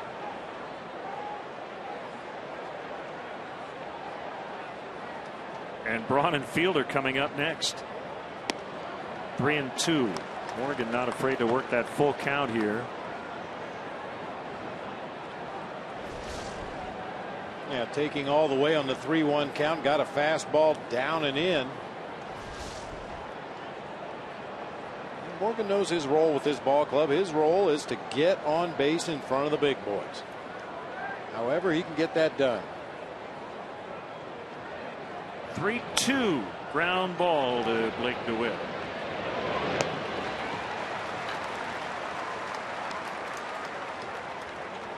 Hey, Chicagoland viewers, how'd you like to win 5 $5 footlongs from Subway? Just be the 500th texter to text Subway to 97999. Go to WGNTV.com for complete information and rules.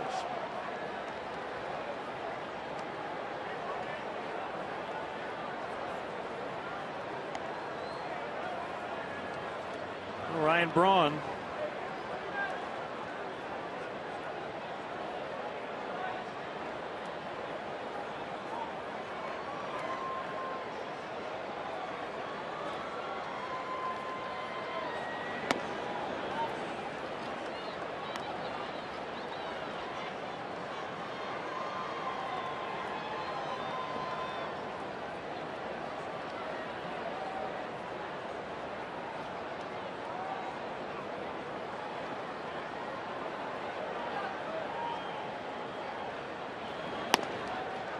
2-0.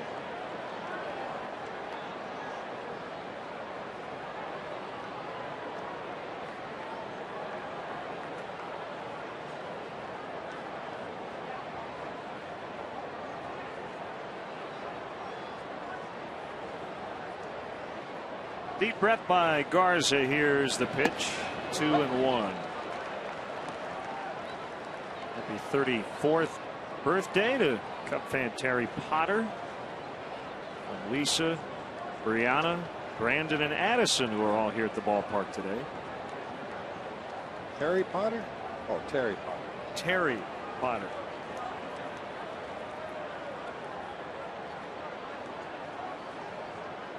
I don't know how old Harry is. This is working behind in the count here in this inning. He went 3-1 on Morgan, now 3-1 to Braun.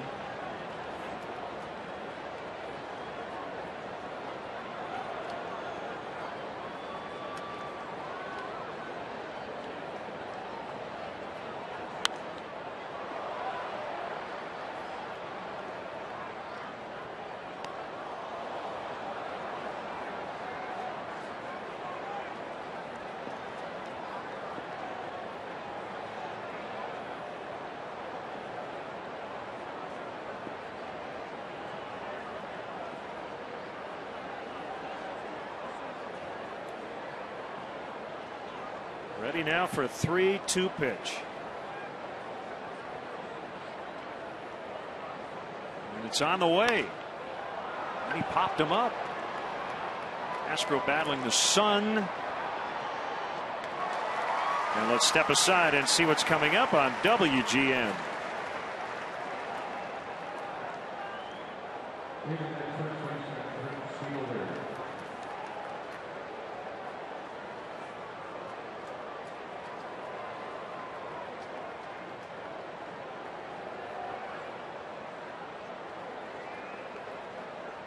Matt Garza's gone right after Prince Fielder both times today and has gotten him out both times. Better hurry up before it melts.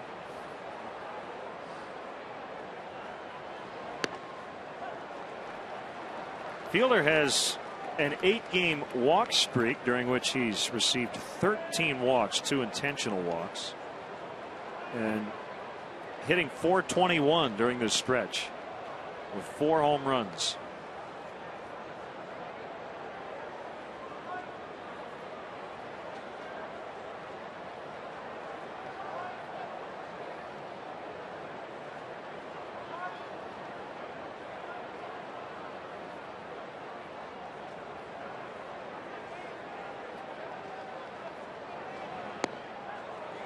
Fielder went around, according to Ed Rapuano. 1-2.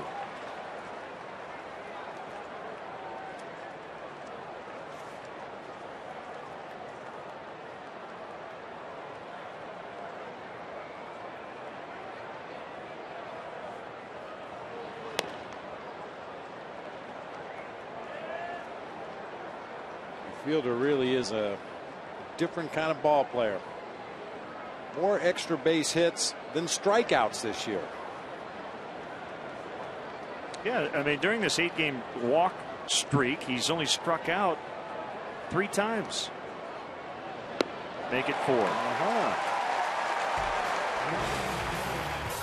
you got to pick that perfect time to eat that popsicle. You don't want to eat it too soon or too late.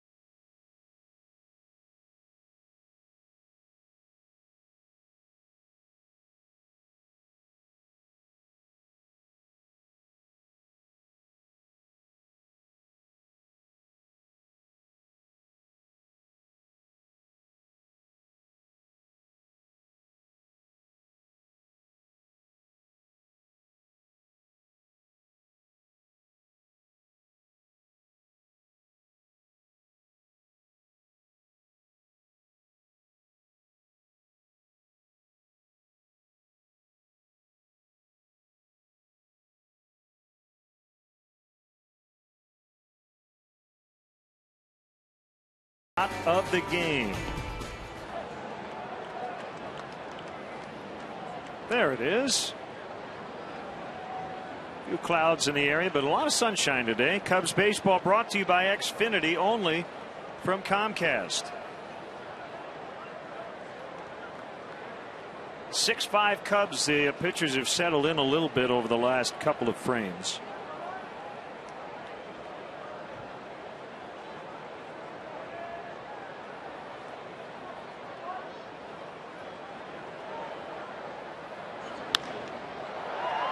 Hit well to right, but to Corey Hart for the out.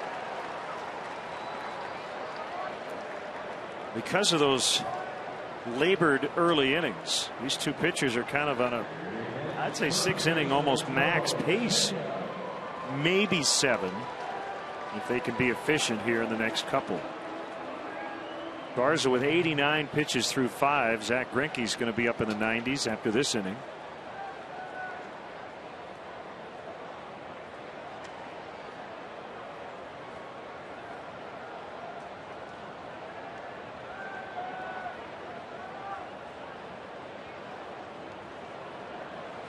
Cubs lead because of Pena's home run in the 3rd.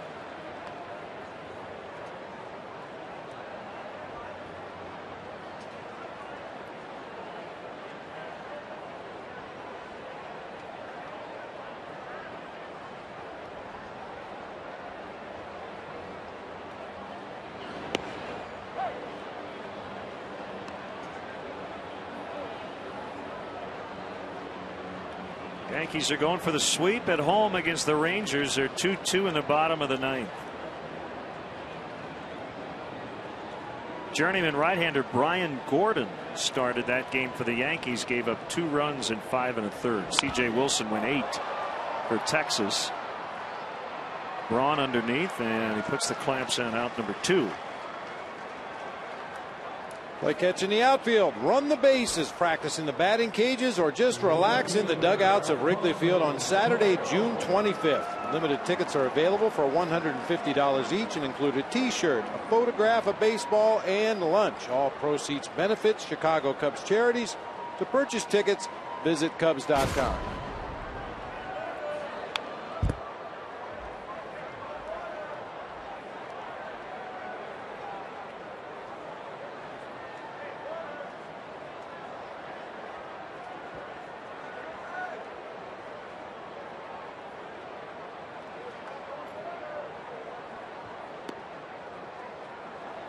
Ball and a strike on Alfonso Soriano.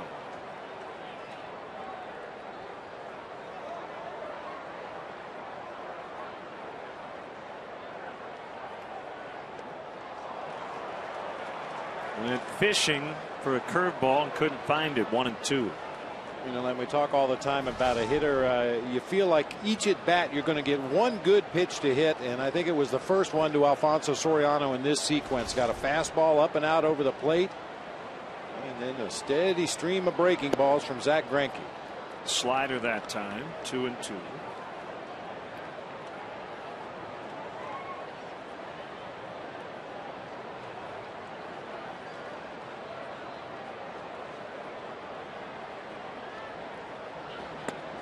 Got him on the slider that time. 9 punch-outs for Greinke. Cubs lead 6-5.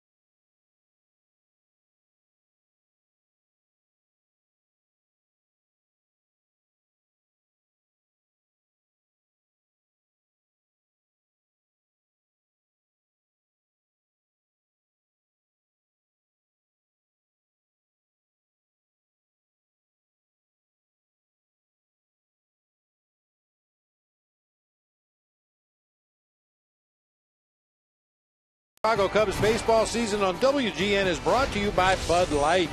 The sure sign of a good time. Here we go.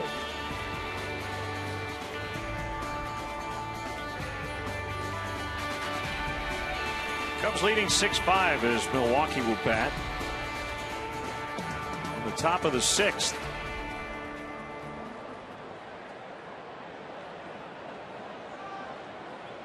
Casey McGee, big swing, fouled it back on a fastball from Garza.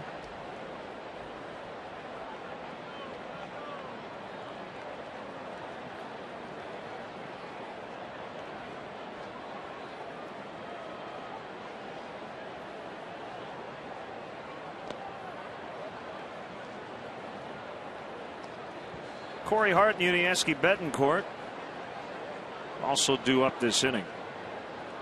Cardinals struggling, as we mentioned. They've lost 5 in a row. They have Matt Holliday back, however, off the disabled list. Had a strained left quad.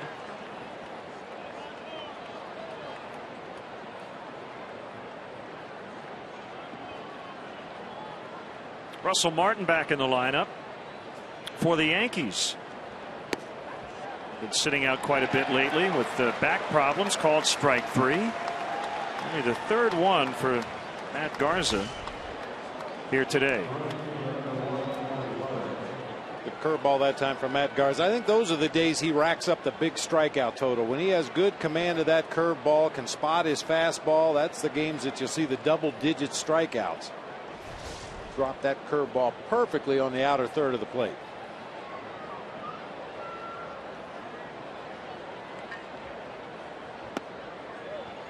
Low to Corey Hart, who's walked twice and scored once. How about the Mariners, Bob? They called up Dustin Ackley, one of the top prospects in baseball, as a second baseman. Second overall pick in the 2009 draft. That AL West is wide open for grabs at this point. Texas, as you mentioned, in first place, only 3 games over going into play today.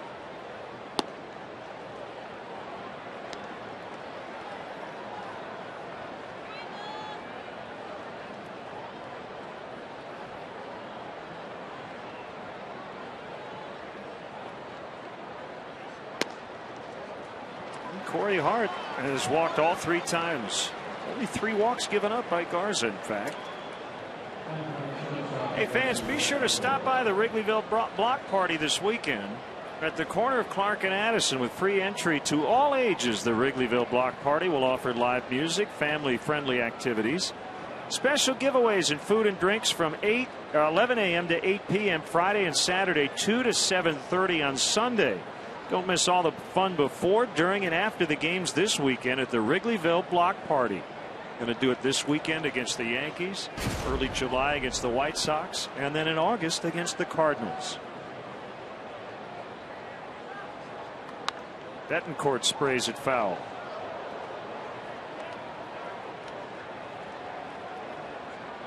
So they've got Cubs t-shirts and Mariners caps on.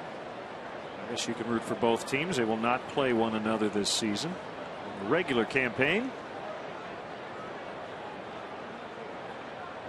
Might be a little confusing in the Cactus League when the Cubs do play the Mariners. True. Double play ball. Castro, DeWitt, and Pena kept his foot on the bag, and the inning is over. Big double play ball there to get Garza out of the 6th.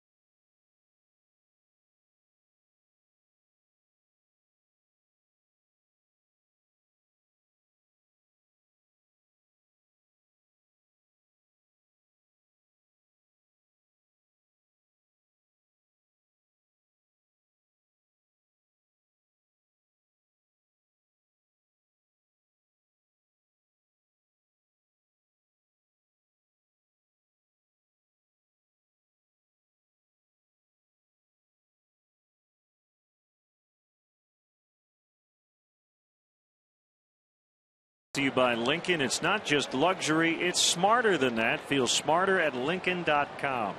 Interleague play is back. The Yankees are here tomorrow for the first time since '03. Cubs and Sox in a rare weekday series. Night games on the south side and then off to Kansas City. So the next road trip will start here in town. That's the best kind of road trip, when you don't even have to leave town. Soto, Campana, and then Garza scheduled, but Sean Marshall is up in the Cubs bullpen, so we may or may not see Garza take the at bat.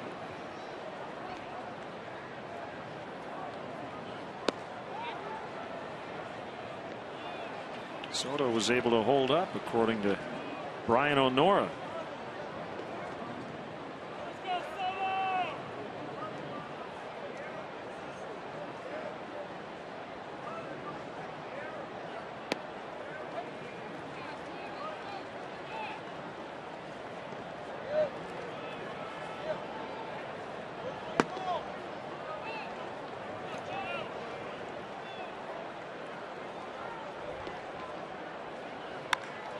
Hit hard and into center. You saw Ricky Weeks was over on that shortstop side of second base. Yeah, Greinke tried to go right back to the pitch that he caught Soto looking in his last at bat, a fastball on the outside corner. This time Soto is ready for it and just hammers it back up the middle of the field.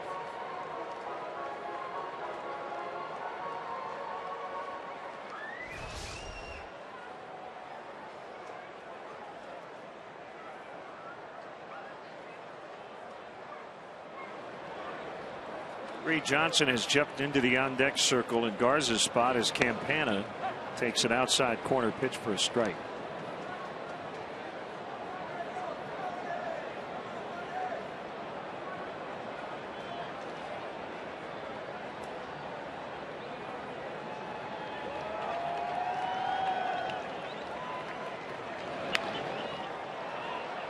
I don't know where he's going to get an out. Not going to be at first base. Throw gets away. Off the tarp. Soto's going to be stopped at third. Not sure why Betancourt even threw that ball, but it's a single for Campana. An error on the shortstop, allowing the runners to advance an extra base. A slowly hit ball to the left side. Well, that pitch is well off the plate, but fortunately for Tony Campana, gets the top half of the baseball, hits that little dribbler to the left side. Betancourt really rushing his throw across the diamond, gets away from Big Prince Fielder. A lot of traffic down there right now. Bullpen catcher, the backup guy, the first baseman, the first base coach. Quite sure how Corey Hart knew where to throw the ball once he got to it. Soto ends up at third, Campana at second.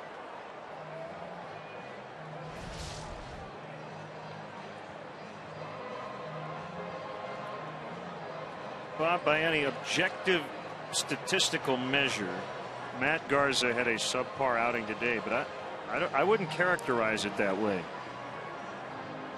After a tough start, he went scoreless over his final 3 innings on just 1 hit and kind of stabilized a game that was on the verge of getting out of control for both starting pitchers. I would agree with you, Len. Use that old cliche, it's not how you start, it's how you finish. We've seen a lot of starting pitchers in this game when they get banged around early in the ball game. You might as well take them out right away, because they're not going to be able to right the ship and give you the innings that you need. But for Matt Garza today, he was able to do just that, and he's in line for the victory today.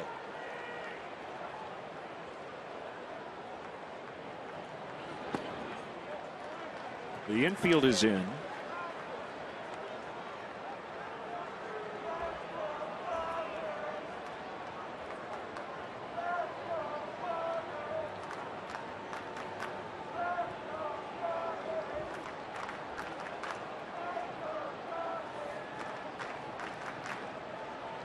See their starters with a 30-15 record.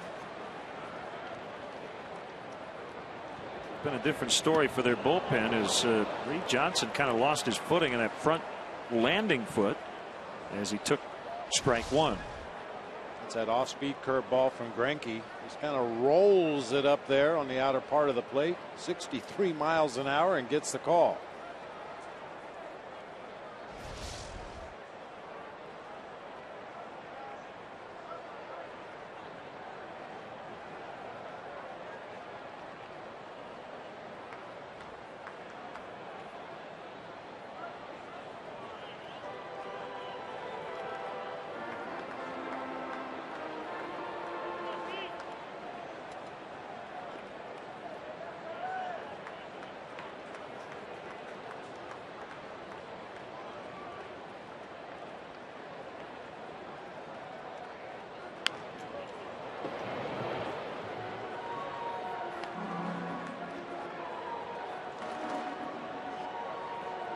Really slow curveball for a called strike, followed by a straight changeup. Looks like they're trying to take advantage of Reed Johnson's natural aggressiveness up there in that right-handed batter's box.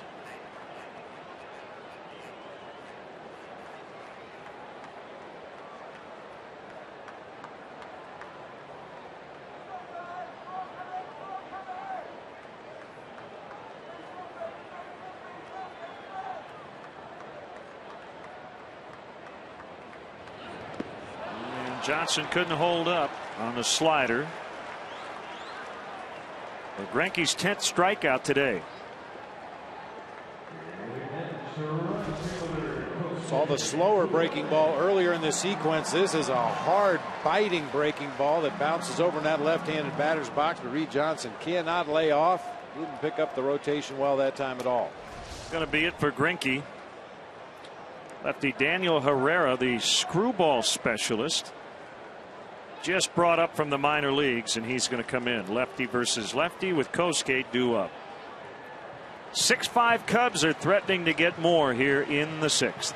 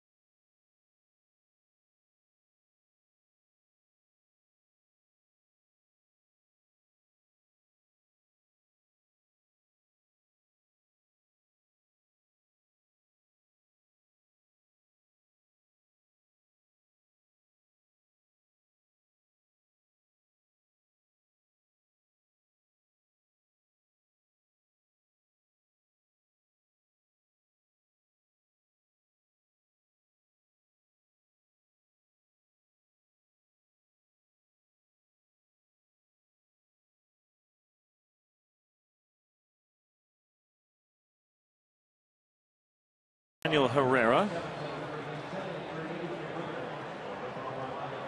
will come on and face Kosuke Fukudome. Brewers got him on waivers less than a month ago from the Reds, and he was just called up today from AAA Nashville. He replaces Zach Braddock, left-hander, who was optioned. 5'6", $165.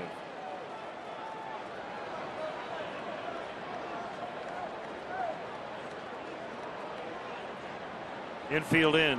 Kosuke takes a breaking ball strike. He can move it both ways, right? Yeah, he's got that slurvy breaking ball that we just saw him throw here.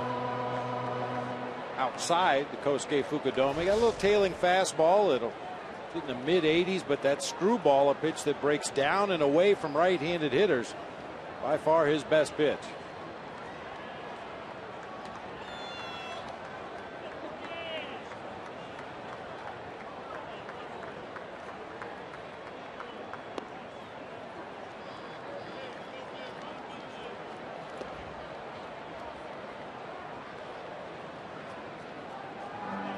He has been a lot better against lefties than righties in his career. And I think somebody with a cell phone or perhaps their watch or a piece of jewelry or something was reflecting into Ricky Weeks' face out there at second base.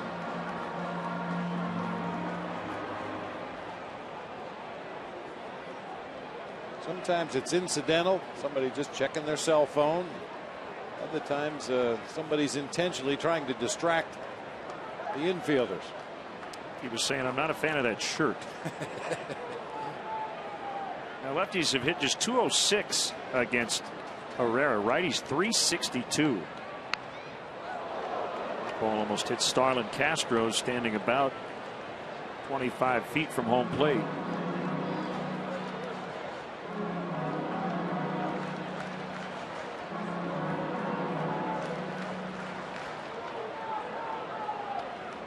Well, Herrera and Kataris, I'm sure we're working together quite a bit at AAA.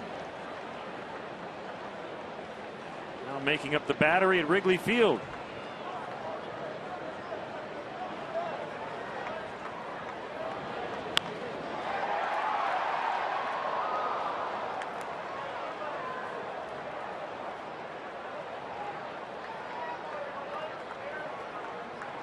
Herrera is one of those pitchers you can almost go to the plate and think opposite. Look off speed pitch and just try to fight off the fastball. He doesn't throw a lot of fastballs, and usually when he does, it's just for effect. He doesn't try to throw it in the strike zone. Kosuke to deep right. He's just hit a 3-run homer.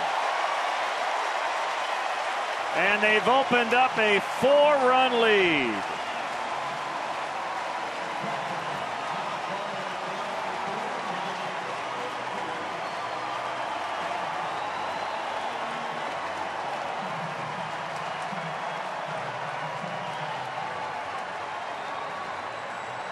A rare fastball that time from Daniel Ray Herrera, and Kosuke Fukudome was all over it. Our BMW ultimate drive of the game. Kosuke Fukudome with a monster shot to right field.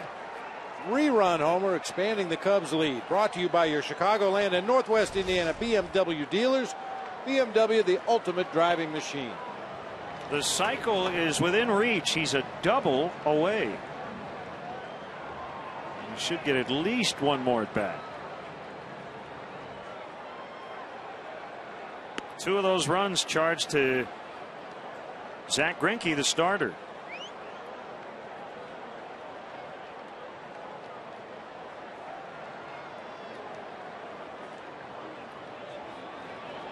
Castro reached out. That ball deflected briefly off the glove of Herrera. Safe at first. It's a hit.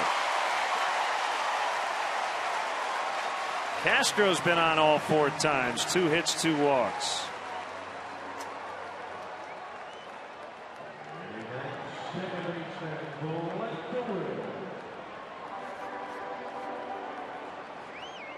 It's that screwball from Herrera that had Castro kind of leaning out of the box as he made contact. That gives you a little bit of a head start down that first base line, and Castro able to beat it out for an infield hit.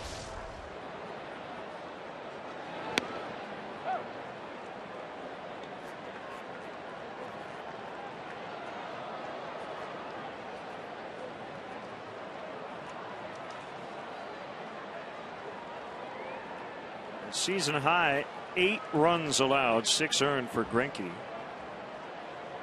Also season high.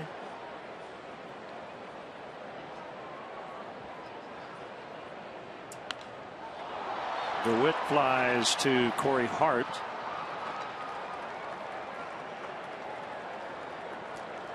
And it'll bring up Ramirez with 2 gone.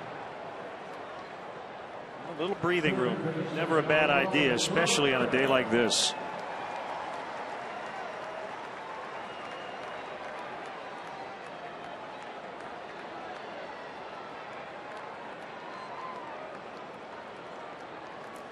It'll be good to see Sean Marshall back in action. Well rested. He hasn't pitched yet on this homestand. Struggled in that series against the Phillies. Might have just needed a couple of days off.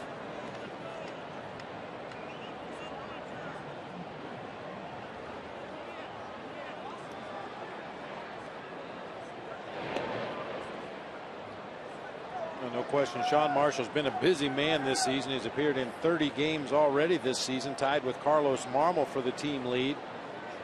And there's been countless other days that he's warmed up in the bullpen in anticipation of coming into the ball game and then did not.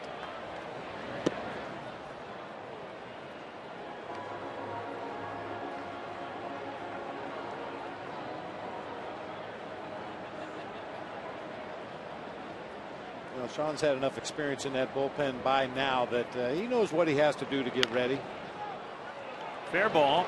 And Casey McGee with a long throw.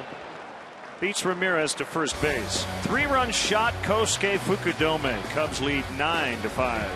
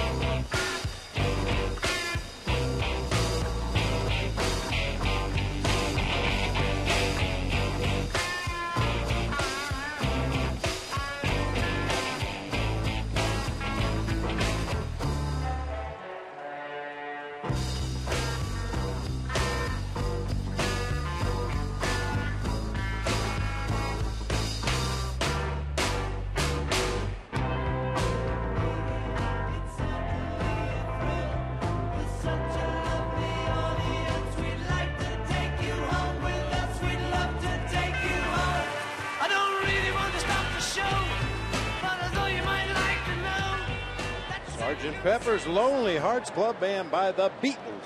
That's our Bud fan cam. Great times are awaiting. Grab some buds. DJ LeMahieu now playing second base, part of a double switch. Paul McCartney's going to be here in the friendly confines.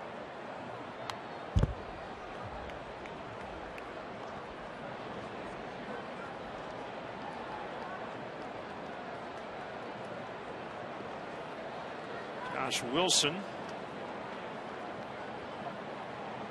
adding for the catcher Kataris, and the other catcher on the roster, Lucroy, is going to hit in the pitcher's spot.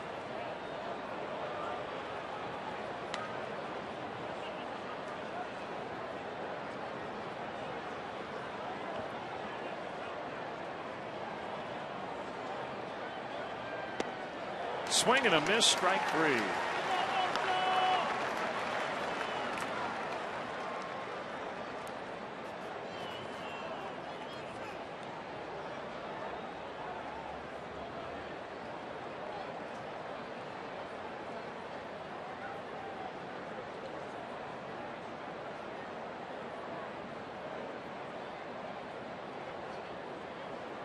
Now Lucroy.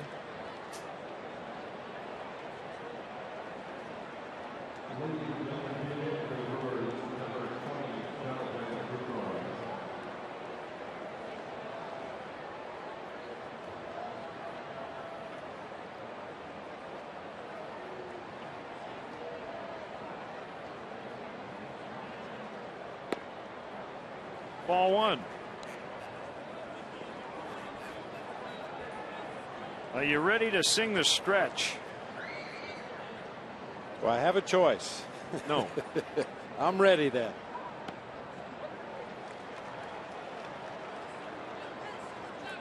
Well, anybody that sings the 7th inning stretch, this is the kind of day you hope for. Sun's shining, fans are happy, Cubs are winning. Just the way I ordered it up.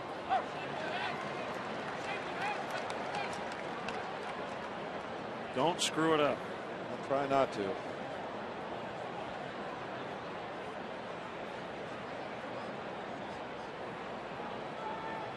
You'll be great.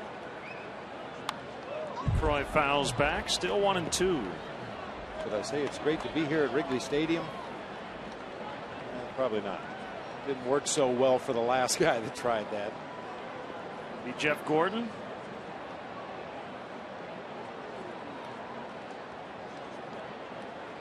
Did a pretty good job of not thinking about it until you brought it up. Just trying to remind you that you actually have to do it. 2 outs.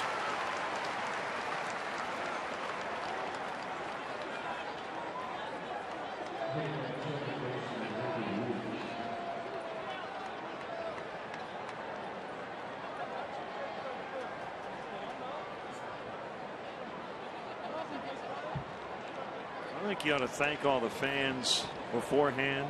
By name. With a nice 90-second preamble while Gary Pressey sits on the first note.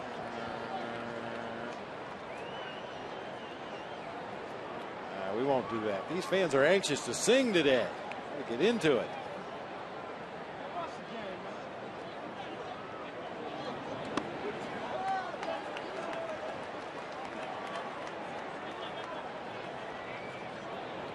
Cub out in the bullpen, Sergio Mitre.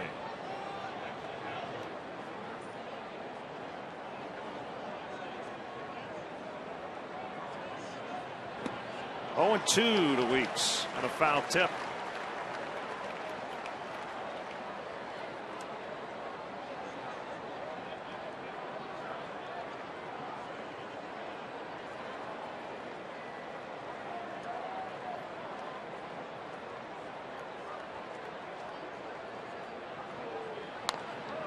Late swing and a bouncer foul.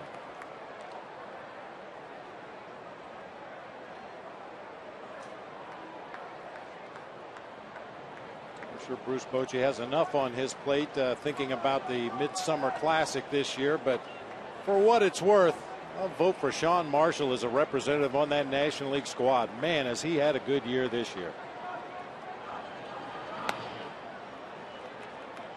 And you know, in an all-star game, there's going to be some key at-bats with big left-handed hitters from that American League squad, and Sean Marshall would seem to be the perfect guy to come in there and play matchup against those tough left-handed hitters.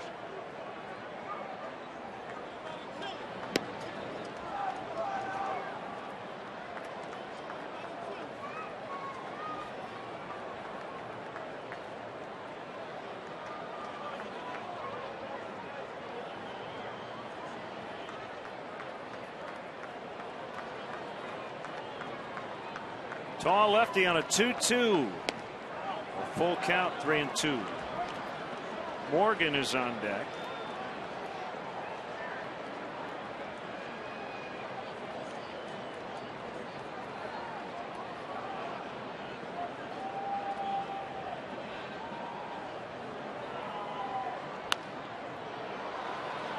Kosuke on the move. He's not going to get there. And Weeks trying to get to second again. They've got another shot at him. Tag applied. They get him again.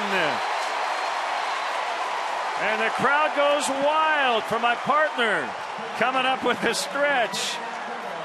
Cubs TV broadcaster Bob Brenly. All right. You know what to do. Sing it loud. Make Harry proud. A 1, a 2, a 3. Take me out to the ball game.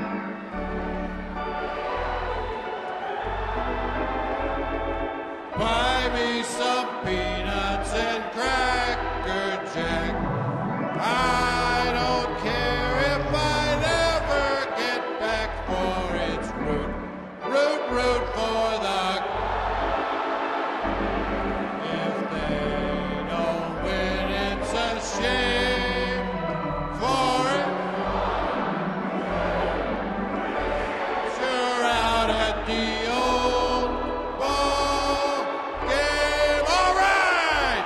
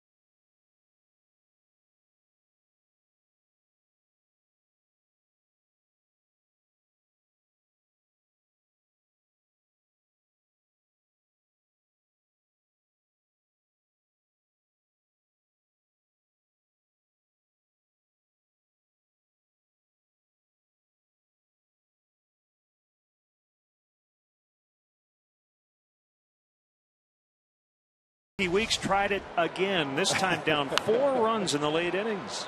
Yeah, go figure. I mean, once again, you appreciate the hustle, you appreciate the aggressiveness, but boy, there has to be a little bit of forethought. You would have thought after Kosuke gunned him down the first time he would have learned his lesson, but once again, not even close at second base. Great job with the stretch. Thank you. Lots of energy. It's the way we like it. Sergio Mitre, former Chicago Cub, acquired by the Brewers from the Yankees on March 25th in exchange for outfielder Chris Dickerson. Now working with Jonathan Lucroy, who stays in after pinch hitting.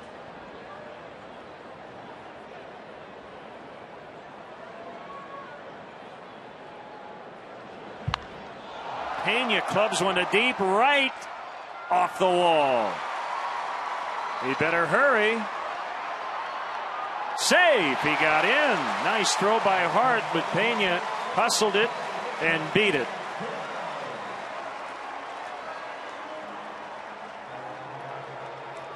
Now that chance you don't mind. Up 4 runs. Try to add on here. That's a time to take a chance when you got a little bit of wiggle room. Corey Hart with one of the best throwing arms from right field in all of baseball. Put it right on the money. But Pena able to get in underneath the tag.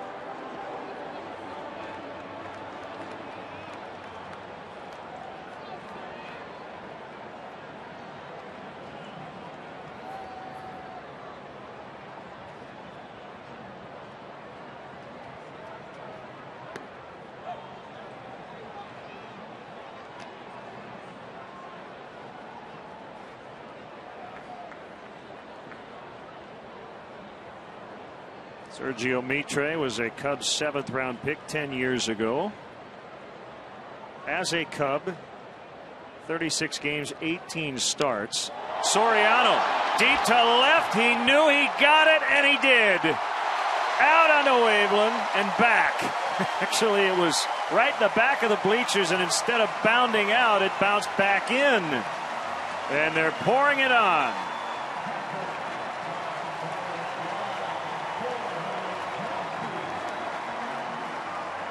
First start off the DL, and he just hit number 13.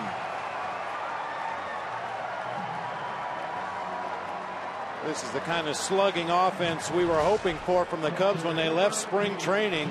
Alfonso Soriano picks on that breaking ball that just rolls up there in the middle of the plate from Sergio Mitre, a no-doubter to left field.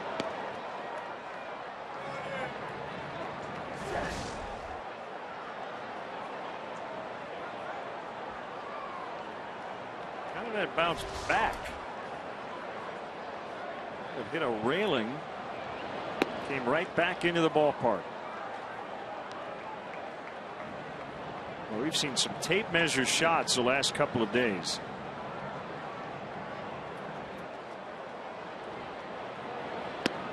Swing and a miss by Soto.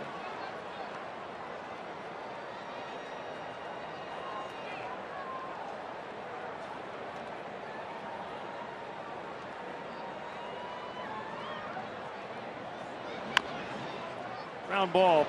That brings in McGee, and he throws him out.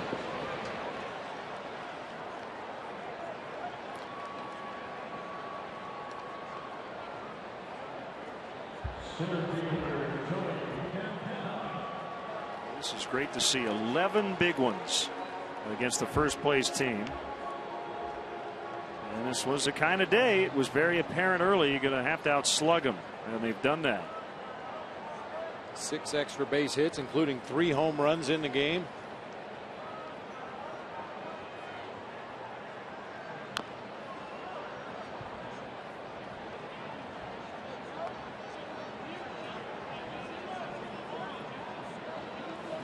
Dempster saying, don't forget how you did it when I pitch.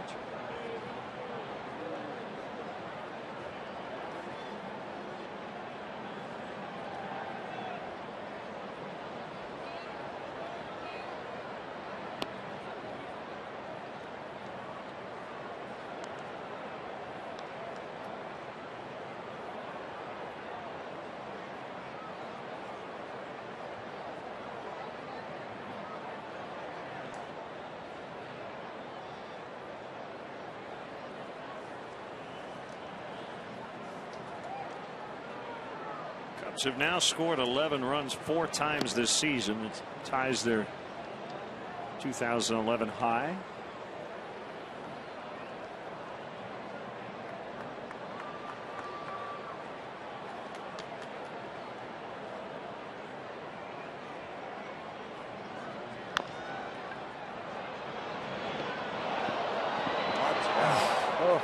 Fielder had to wait, got that tricky hop at the end, and he just got to first base, and I think Tony Campana's fortunate he avoided a collision.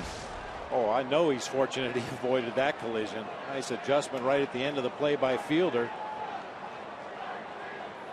Usually the defensive player tries to stay in fair territory, go to the bag and stay on the inside of the line. That time Fielder crossed the bag. For Tony Campana, that had to look like running into a wall right there. First at bat for DJ LeMahieu, who has a higher batting average than he thought when he got to the ballpark today. Bob Rosenberg, the official scorer last night, took a look at the ground ball he hit in the bottom of the second.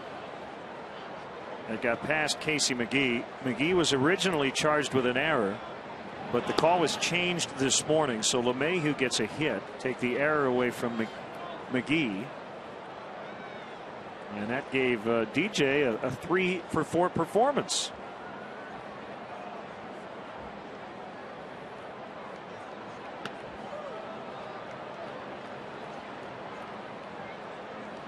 It's been fun to watch the progression of DJ LeMahieu. First couple games very jumpy, swinging at just about anything the opposing pitcher threw up there, but working a 3-0 count last night in the ball game. Had some good at bats, had some good swings on pitches in the strike zone. Some of those nervous jitters have gone away, and now it's just about playing baseball.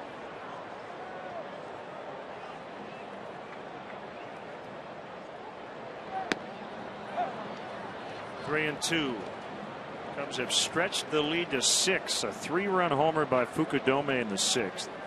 And Soriano with a 2-run blast here in the 7th.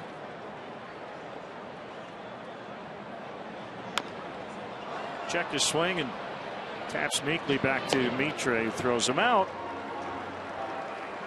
6-run lead with 6 outs to go as the Cubs try to take this series.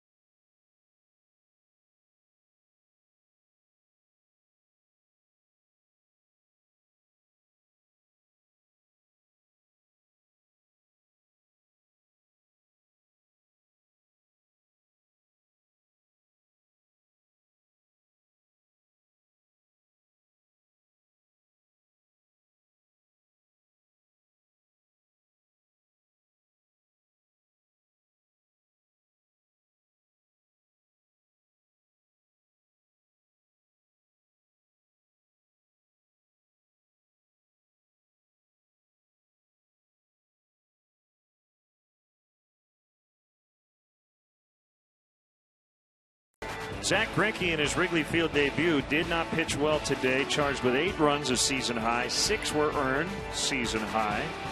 Matt Garza gave up 5 runs in 6 innings, but has a chance for the win. And Kosuke Fukudome has a shot at the cycle.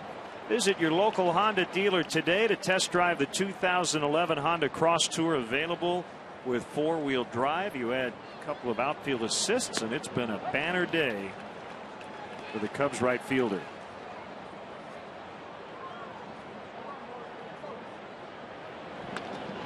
Morgan grounds to LeMahieu.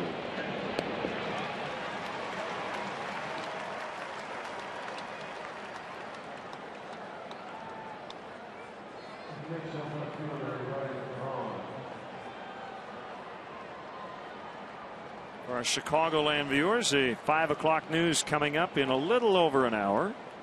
Mark Sapelsa, Lourdes Duarte, Jim Ramsey standing by.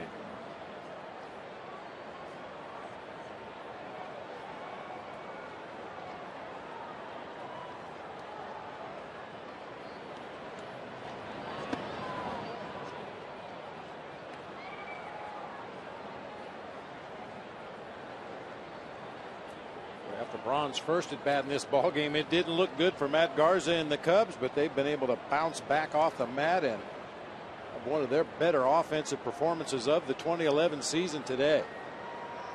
There's Braun in his first at bat, a rocket 2-run homer after the Niger Morgan infield hit.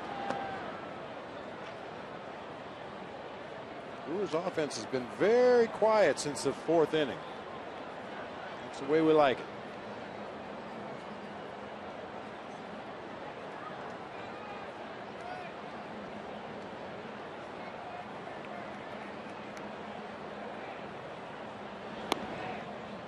Three and 0 to Braun. Fielder on deck. Marshall can go right at him, though, with a 6-run lead.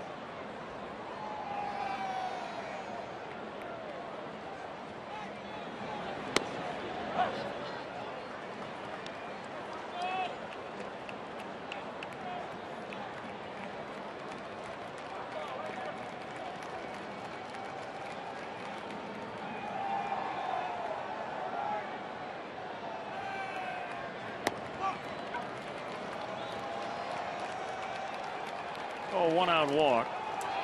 And it is Fielder for the 4th time.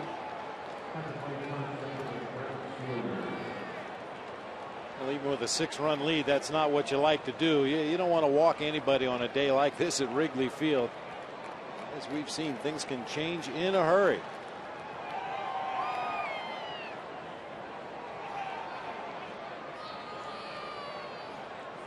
Tigers continue to blow out to right field, maybe even a little stronger than they have at any point during the ball game today.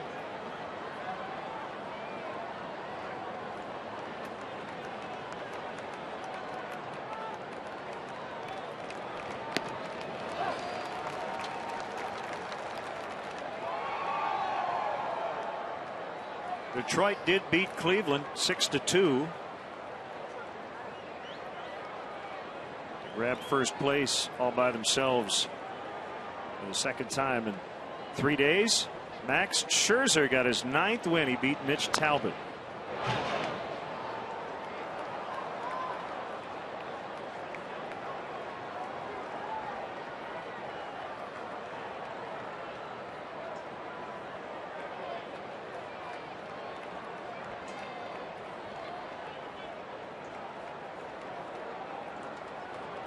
Still playing in the bottom of the 12th, the New York Rangers and Yankees 2-2. Mariano Rivera with 2 innings in that game.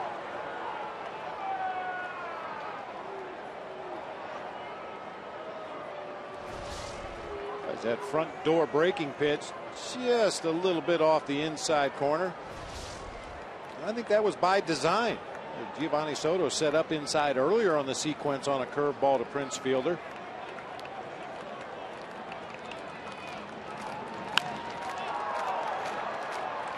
Down the line and 2 rows out of play. It's something that's really changed in the game, Len. That throwing the breaking balls to both sides of the plate. Prince Fielder wasn't quite sure. Thought it was going to go foul initially, but that wind blowing out to right field kind of tried to straighten out that pop fly. And last minute he started down that first baseline. Yeah, pitchers throwing breaking balls to both sides of the plate. I can only think of a handful of pitchers I saw in my playing career that were willing to do that, and just about everybody does it now. Ramirez will handle it. Fielder 0 for 4.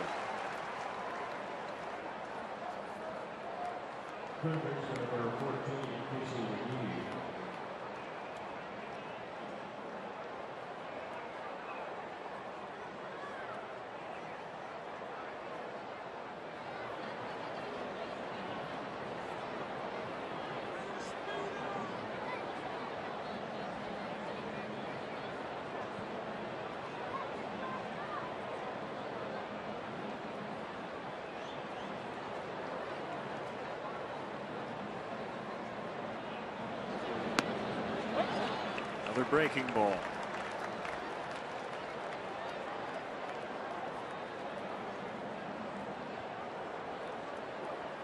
He has such a great feel for those breaking pitches, the curve and the slider.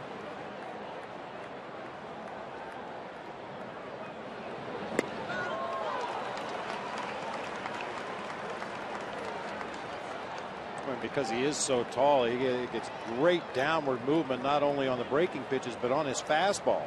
Very high 3/4 delivery, really gets on top of the curve.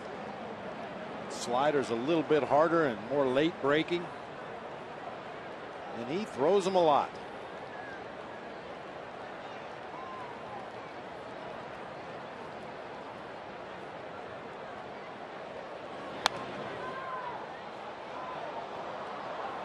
Big crowd today, 40,024.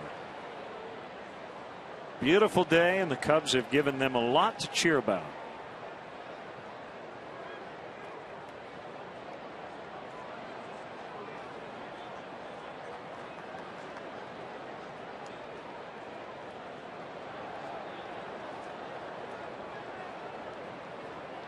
Another 0-2 pitch. Ramirez stops it. Gets up quickly, the throw in time on a close play at second base. Ramirez has made some really nice defensive plays on this homestand.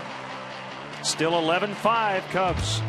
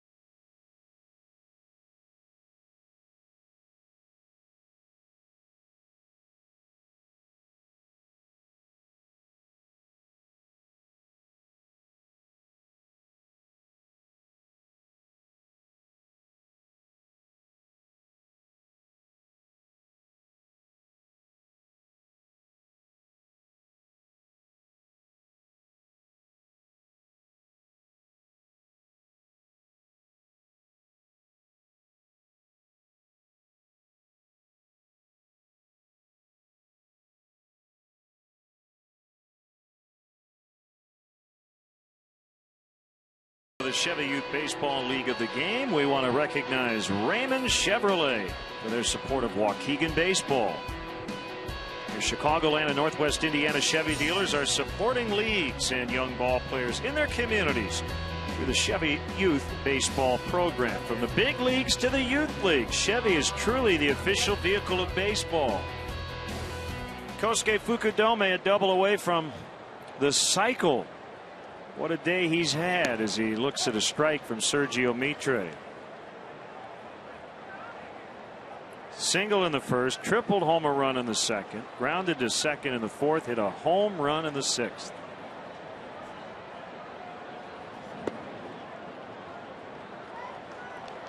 Well, if Kosuke does get the ball into the outfield, he ought to make like Ricky Weeks, just keep running. John Graybo getting ready for the ninth.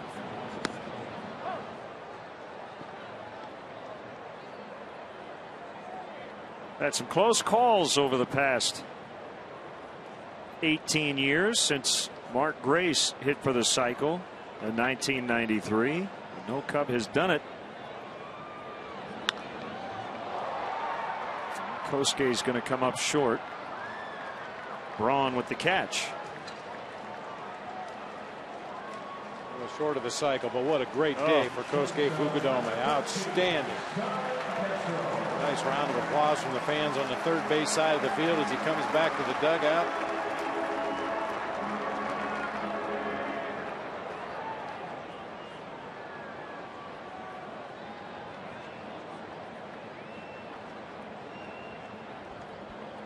Castro with a couple of walks and 2 hits. He's now 3 for 3.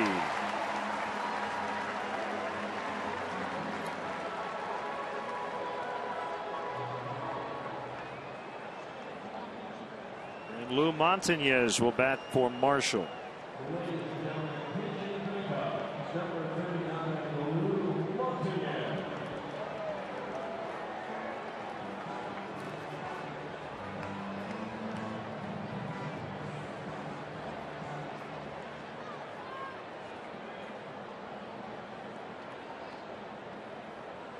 Marshall was excellent, 2 scoreless innings after giving up 2 runs in back-to-back outings over the weekend.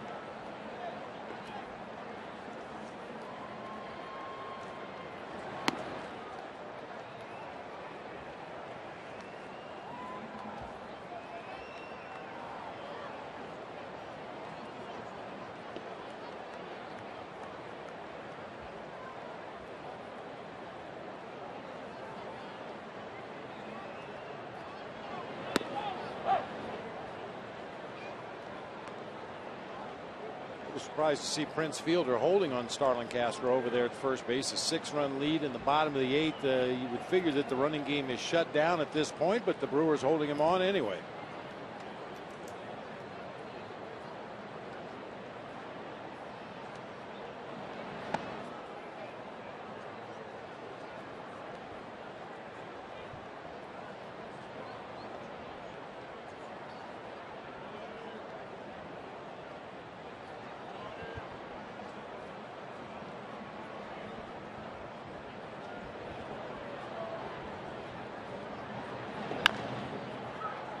Betancourt to Weeks, and the relay throw is a little tardy. Ball with just too many bounces for the Brewers to turn it.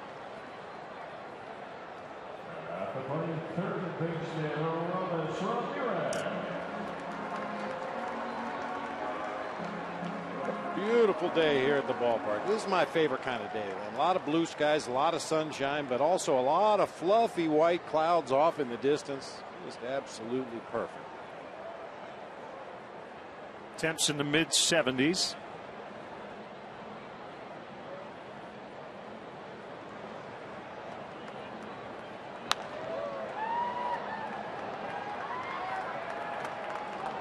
Start to think a little bit about the New York Yankees coming in tomorrow. Former Cub Joe Girardi.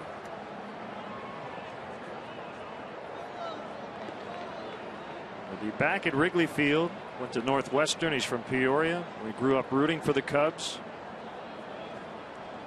It would be his first trip back to Wrigley in a few years. Ramirez with his first hit. Montañez on his way to third, and he will be sent around. And the Cubs with a new season high 12 runs today.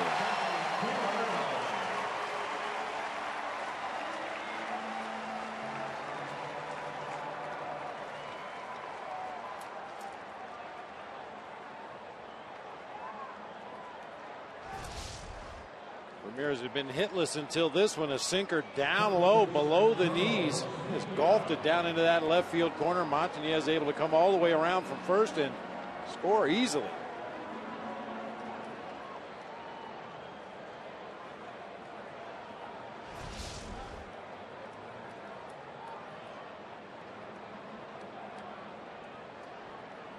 The Yankees will come in fresh off a sweep of the Rangers. Brett Gardner with a game-ending RBI single, scoring Curtis Granderson in the bottom of the 12th. 3-2 the final as New York beat Texas.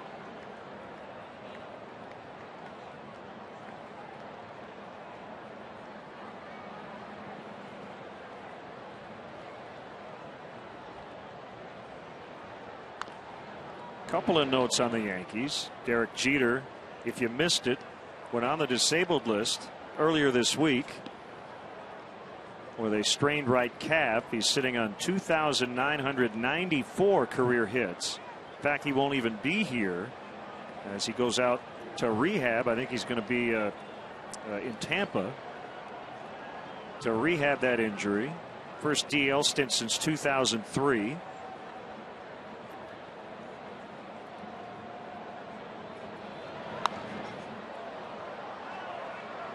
Jorge Posada has been their DH this season. Their new catcher is Russell Martin. I mentioned bothered by some back stiffness. He did get back in the lineup today, had 2 hits and an RBI. You always wonder about how American League managers are going to work their lineup in a National League park.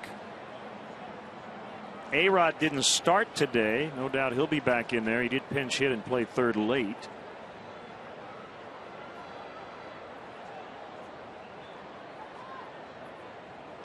There's the 0-2 inside. I guess Robinson Cano got hit by a pitch to keep that rally alive in the 12th. And I'm not quite sure if it actually hit him. Lots of 2s on that board.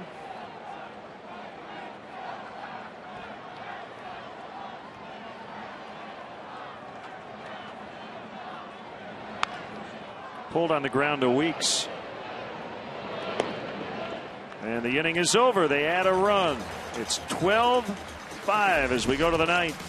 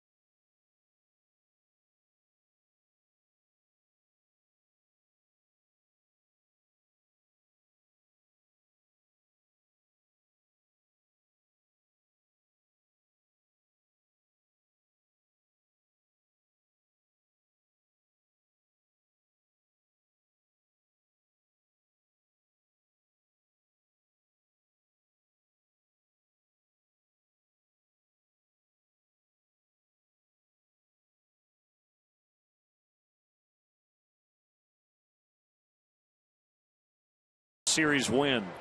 Montañez stays in for Soriano in left. John Grabo on the pitch to Corey Hart. First pitch strike. Cubs will be here against the Yankees. The Brewers head to Fenway Park. Play the Red Sox. I guess I read they might have to change the game time on Saturday depending on the parade situation for the Bruins. Right now it's a day game. They might make it a night game. Changeup swung on and missed, 1-2.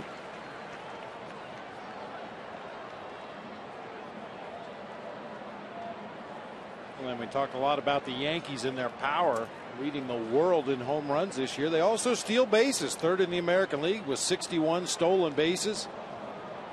Talked about how they take walks, first in slugging percentage, second in on base percentage in the American League.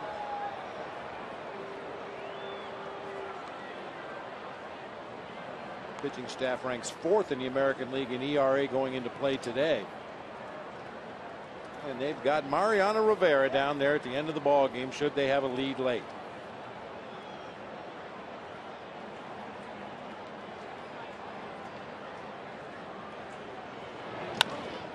Hart hits it off the foot of Grabo. He should have time, and he does. And looks like he's all right.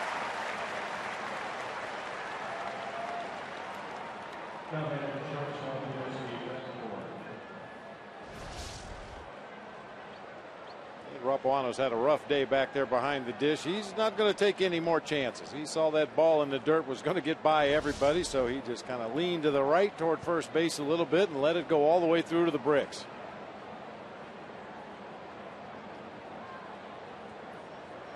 Betancourt with one out.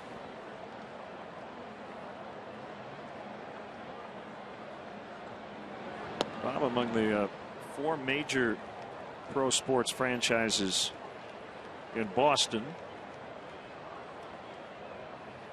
and the surrounding area, I guess we would consider Foxborough part of that. Which team now has the longest championship drought?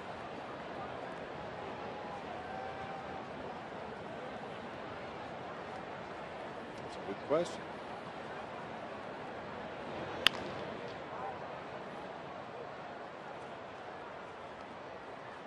The Red Sox. The Patriots. Just name all the four. Celtics. One of those four, I'm sure. It's one of those, yeah. It wouldn't be the Bruins since they won last night.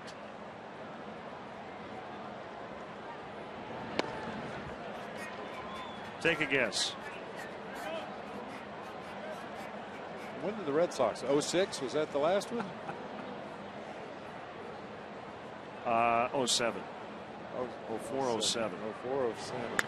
Years ago. Base hit for Betancourt.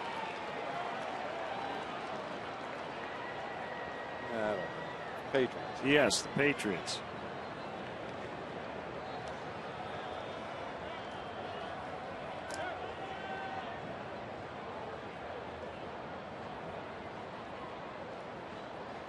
Carlos Gomez.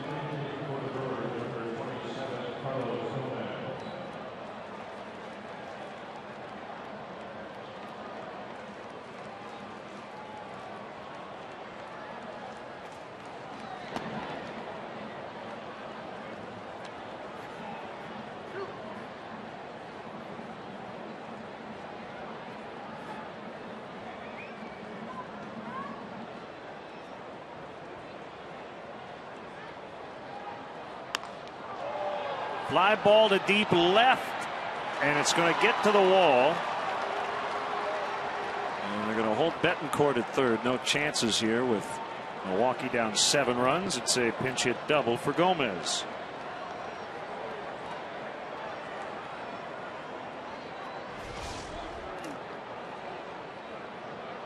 Occasionally this will happen late in a ball game when you have a big lead. Gomez with a little style there. I don't know if he thought he got all that or what. It's a little excessive for a double that hit on the warning track. I was just about to say, when your team has a big lead in a game, your job is to go out there and throw strikes, throw it over the plate, preferably good quality strikes, let your defense work behind you, and occasionally you're going to give up a couple of base hits when your team has a 7-run lead in the 9th.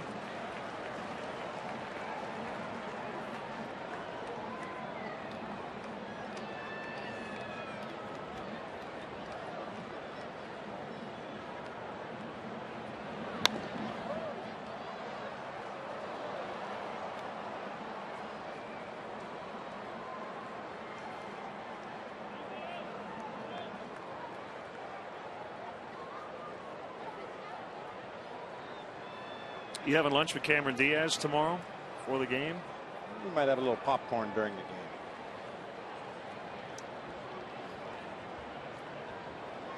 Minka Kelly called first, so I got you. Base hit, and they're going to get 2, and that may force Mike Quade to get his closer ready just in case. Right now, 5-run lead.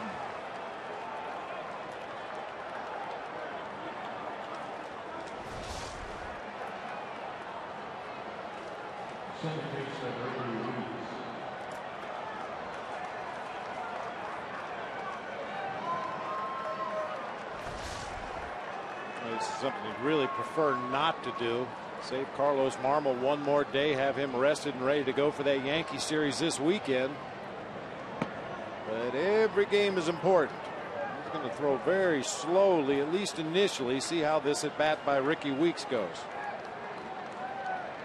I think if he singles right to Kosuke, he's going to stop at first. He made the final out in the 4th and again in the 7th, trying to stretch a single into a double.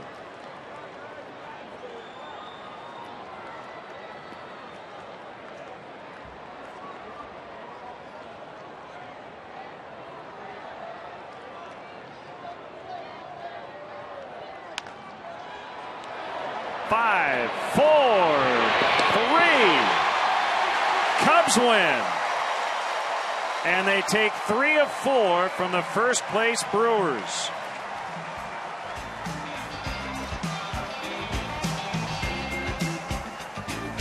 Baseball season's underway.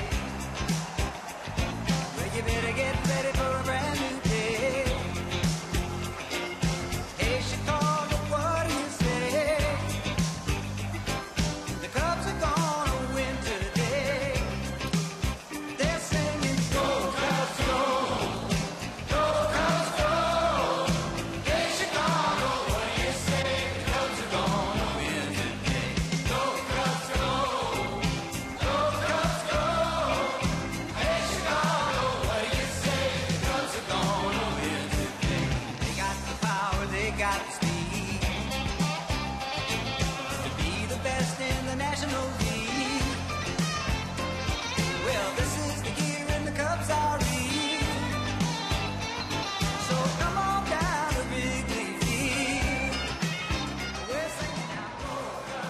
So the Cubs starting this difficult homestand with 3 wins in their first 4 games, all coming against the first place team in the division. So over the last 4 days, they picked up 2 games in the standings.